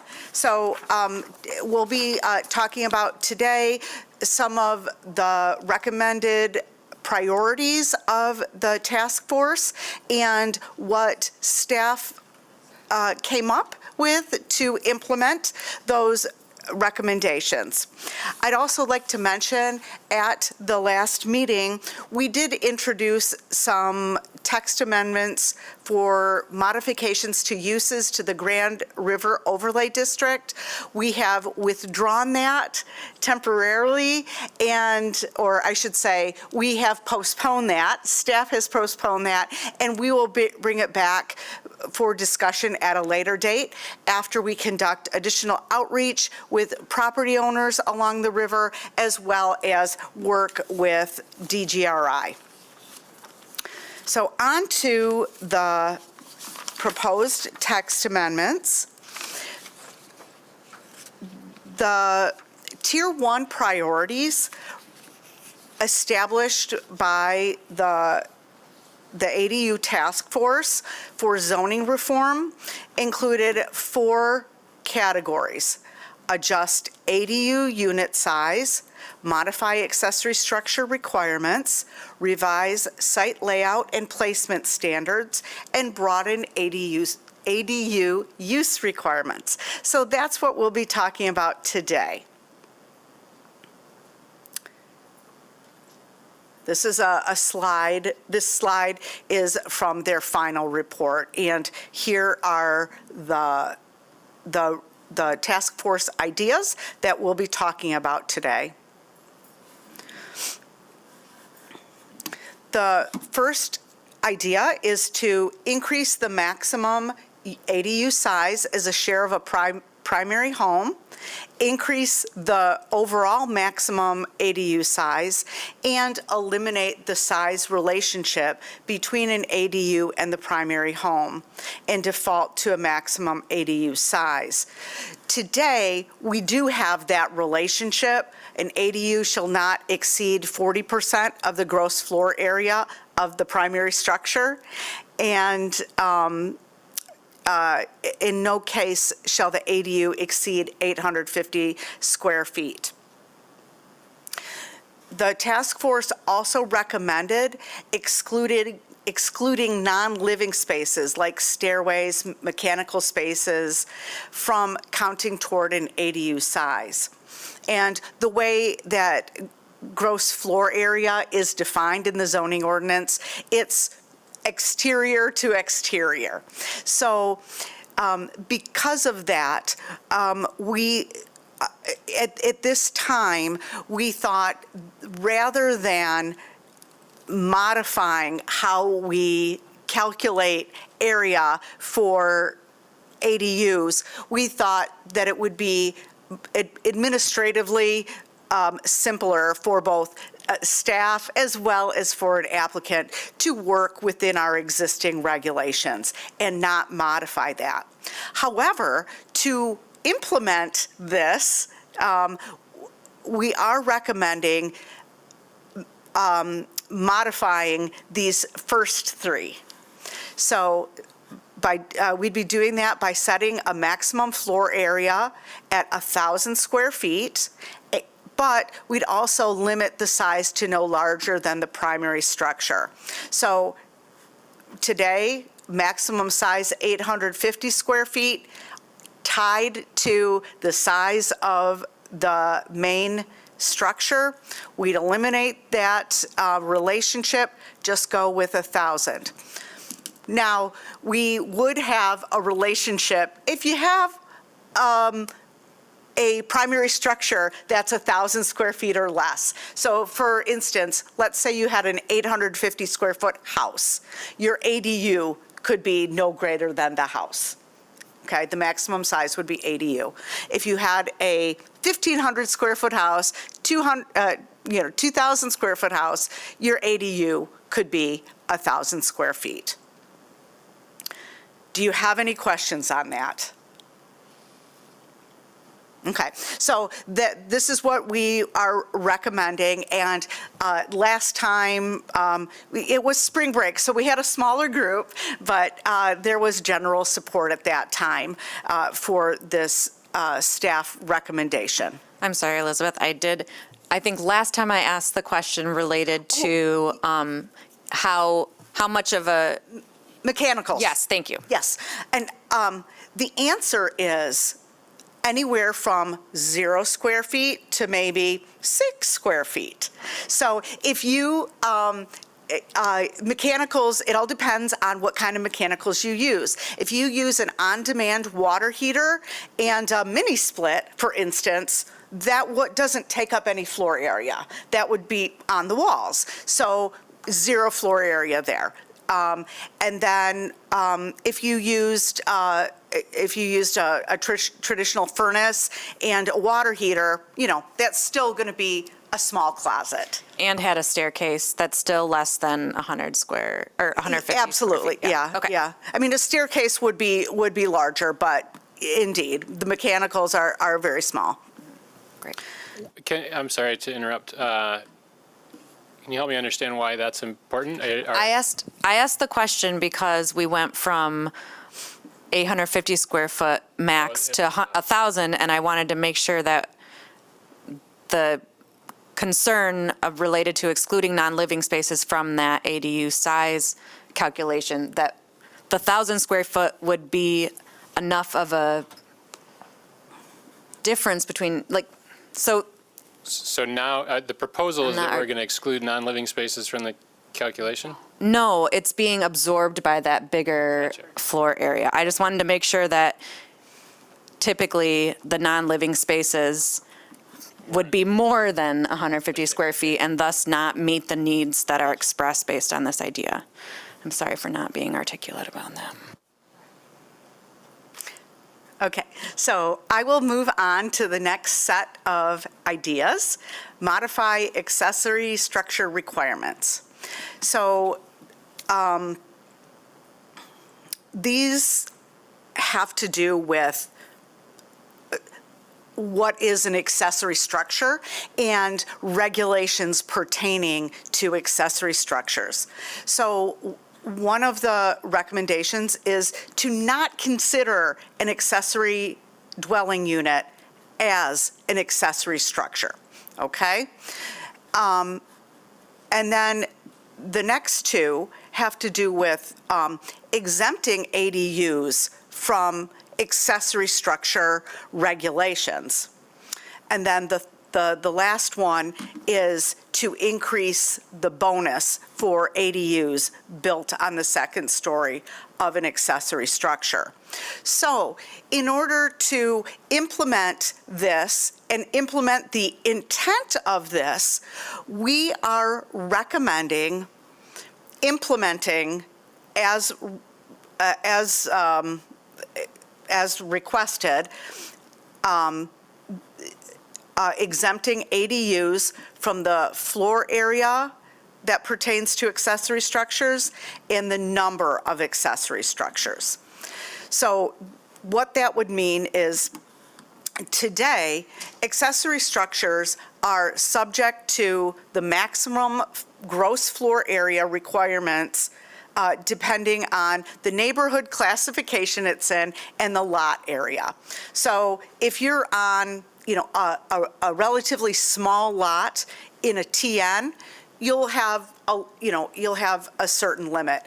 If you have a a very large property in the MON, you'll be allowed more, okay?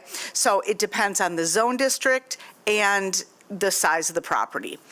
So we said, okay, to implement this, I think we absolutely could exempt ADUs from that maximum floor area for accessory structures and for the total number of accessory structures per lot.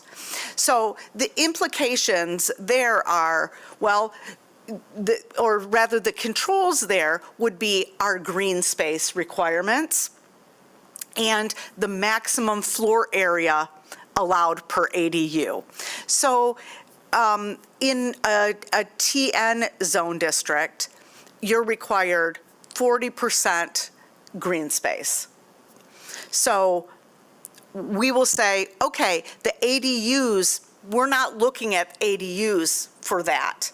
But, you know, all your other accessory structures and your house and your pavement, all those other things will still apply. So we're saying, okay, I'm sorry, I said that wrong. So we're not going to count accessory structures toward the maximum floor, we're not going to count ADUs toward the maximum floor area for accessory structures, but they're still going to be subject to the green space requirement. So you have to work it out as you can. One of the other implications is that today you're allowed one attached accessory structure and one detached accessory structure, meaning you can have an attached garage and a detached garage.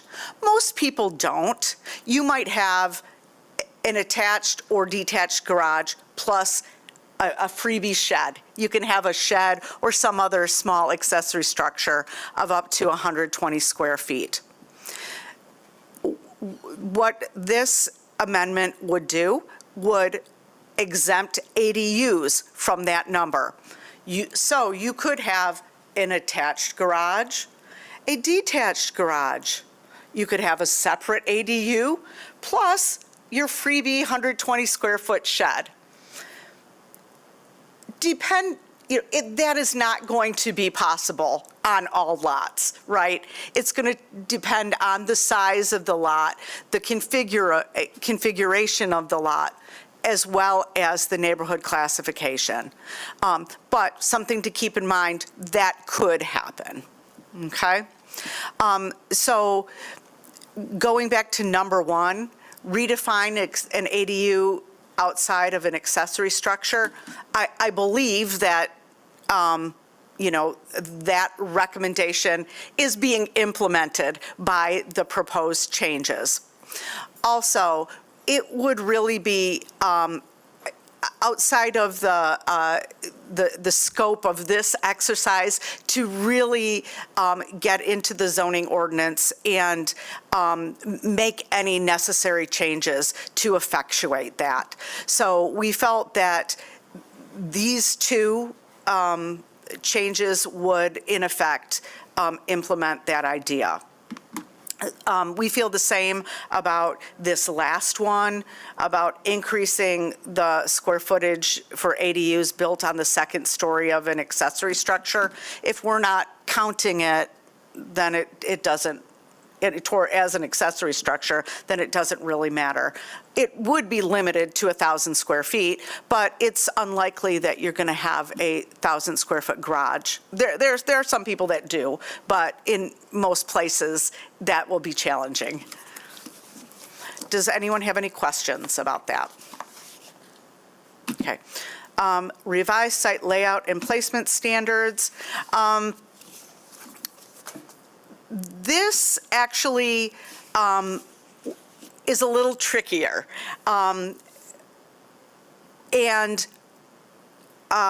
This included reducing the front yard setback for ADUs on corner lots, allowing 0 lot line setbacks for ADUs when behind 0 lot line buildings like attached townhomes. So you'd have attached townhomes plus attached ADUs.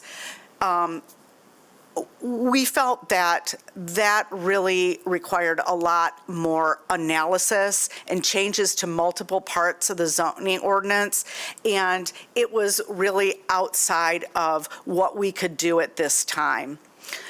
However, to implement this, the general idea here of giving, allowing more administrative flexibility for ADU placement, we already have an existing administrative departure that can allow accessory structures, including ADUs, to be located closer to a lot line.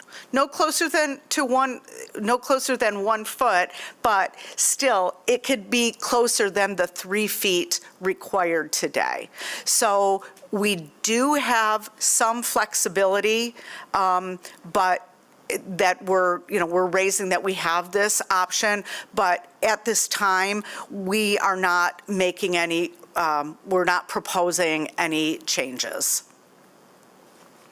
Do you have any questions about that? Okay. Lastly, broaden ADU use requirements. This included increasing the maximum number of bedrooms permitted in an ADU. We said, okay, we'll just eliminate that maximum. The next one was to allow home occupations in ADUs. I don't think we ever intentionally prohibited home occupations in ADUs, but as the zoning ordinance is written, we do.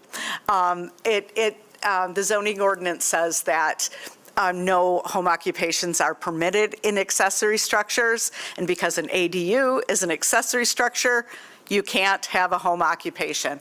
Really, that was intended so that you weren't using your garage, as your, for your home occupation or a shed.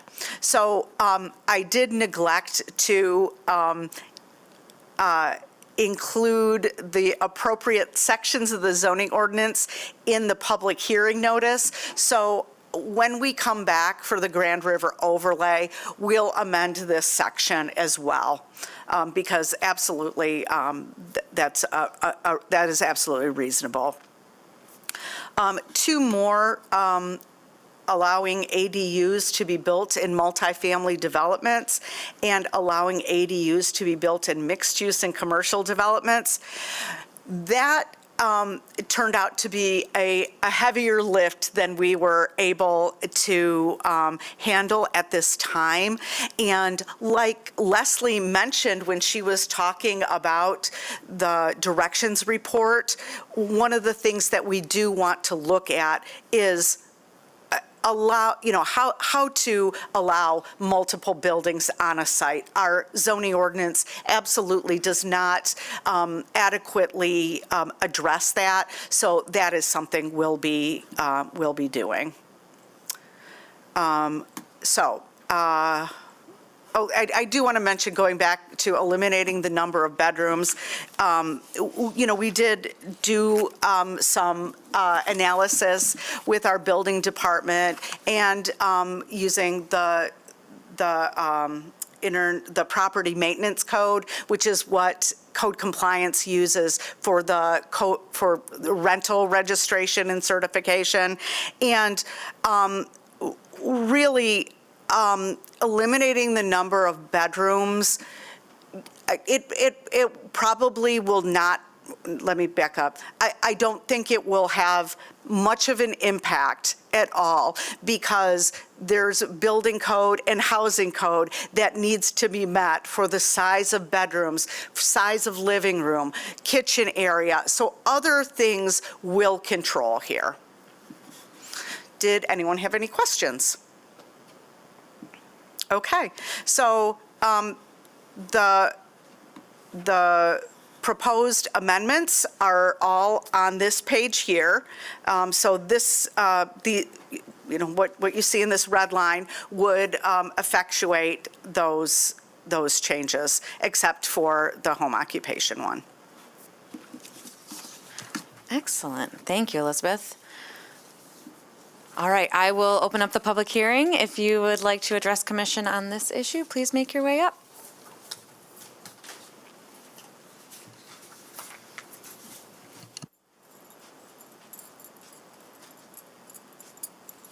If I can find my notes.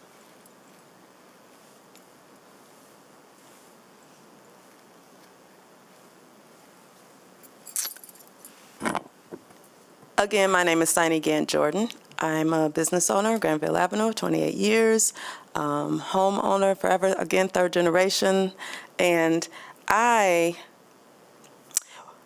not sure if, are you going to have another public comment?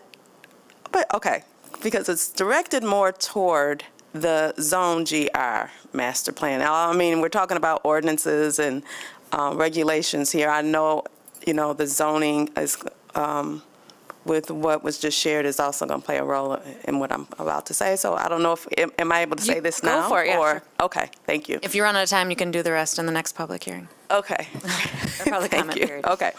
So I want to, again, historically, I'm speaking from my experience. So zoning has never just been about land.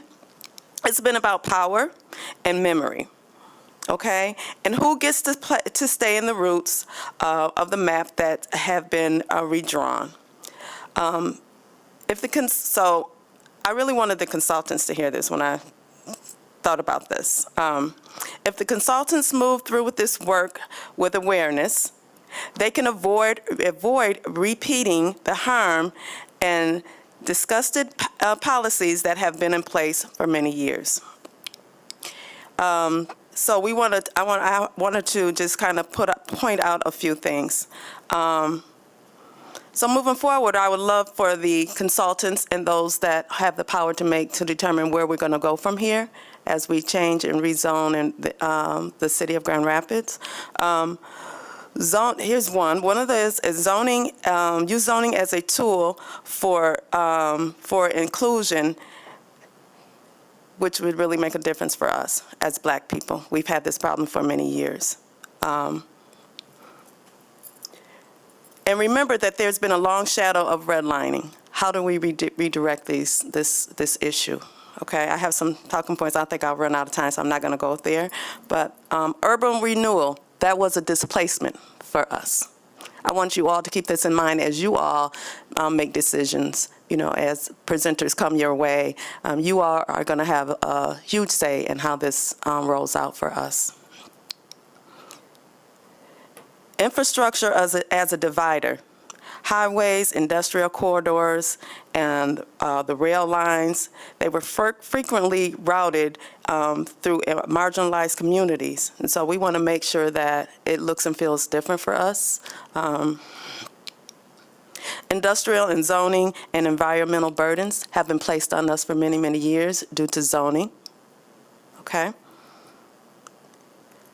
Downzoning and upzoning impacts can really have an influence on how things impact our future and generations to come.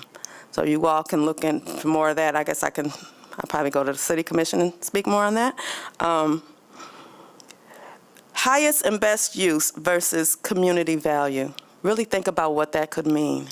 Because for me, I put a lot of time into working with the master plan on the steering committee, and some of you that are sitting up here also. So, and I know I've said some of these things during some of our meetings, but we've come to a point now where a lot has gone unheard.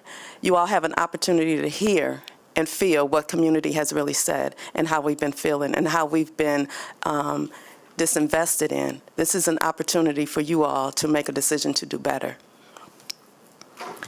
Thank you. Community engagement has not always been I'm sorry, equitable. The time is up on this one. Okay. If we'll get through this case. Thank and then you. Have you come back up? Yep, thank you. Thank you. All right, commissioners. As far as the ADU, yeah, go ahead. This, I think we're all pretty familiar with this. We've seen different versions of these recommendations for a while now. I'm happy to make a motion whenever. Yeah. Does anyone else want to say anything? Yeah, I understand the the onerous administration of calculating the interior square footage of things, and I think that the way that the staff has put it together is a good way to streamline this and get low-hanging fruit taken care of without putting more burden on our staff. Great. I'm sorry, I'm not sure we closed the. Oh, I'm so sorry. I will close the public comment period, or hearing on that one. Okay, thank you for that. Okay, go ahead. Now therefore be it resolved that the Planning Commission recommends that the City Commission approve the proposed text amendments to the zoning ordinance for the following reasons. The proposed amendments are consistent with the purpose and intent of the Master Plan and Zoning Ordinance because the amendments support several objectives of the Great Neighborhoods chapter of the 2024 Community Master Plan, including 1A, create complete and stable neighborhoods, and 1B, expand the variety of housing types and price points. The proposed amendments will enhance the functionality or character of the future development in the city because the amendments will encourage infill development in already developed areas of the city. The proposed amendments will facilitate property owners' ability to make investments in their properties. The proposed amendments will enhance the natural features and environmental integrity of the city because the proposed amendments will encourage compact development, which takes up less land and resources. The proposed amendments will protect the health, safety, and general welfare of the public because the amendments are consistent with the objectives of the Grand Rapids Strategic Plan, which support housing development and services that help keep people in their homes, and efforts to ensure all residents have safe, stable, and permanent housing. The amendments will contribute to the efficient use of existing land and infrastructure.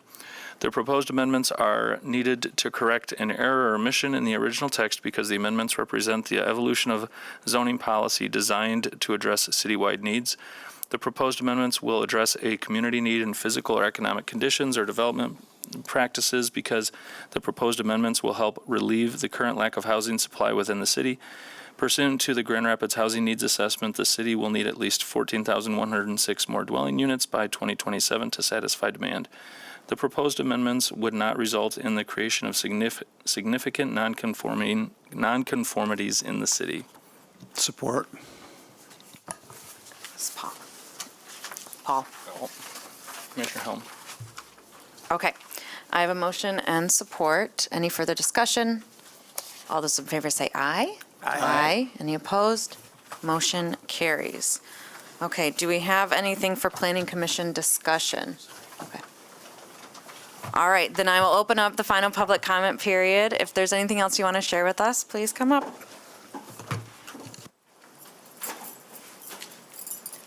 Thank you again. I just want to encourage you all to keep an open mind and think about inclusion as you all make decisions as a planning committee here or the planning board here. So it's just so crucial. Again, we've invested a lot of time. I've taken a lot of time away from my family and my business to be here over the last 4 years to make sure to make sure that voices are heard that wouldn't typically show up. And so this work is so important as it moves forward. So I'm going to pick up, I was at number 10. So cultural erasure through land use change. Rezoning can unintentionally erase culture identity, music scenes, hair salons, churches, and gathering spaces that hold community memories. So preservation is just not architectural, it's relational as well.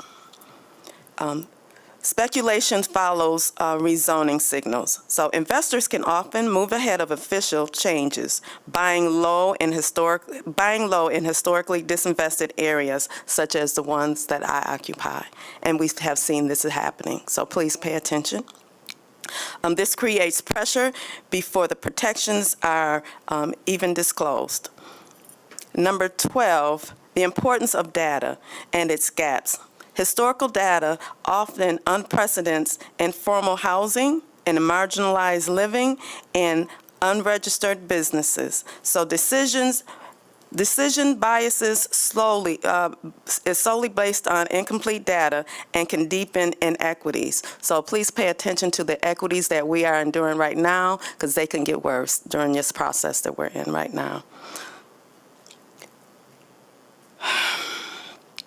Zoning can be reimagined as a tool for repair, not just reorganizing land. but restoring dignity and stabilizing legacy, and making space for futures that were once pushed into the margins and the holes that we have fallen into and we are struggling to get out of. This is an opportunity to do better. Thank you. Thank you, Sini, and we appreciate all the time that you invest in this process too, so thank you so much. Okay, I'll close the public comment period, seeing no other folks here, and we're adjourned. Thank you, everyone.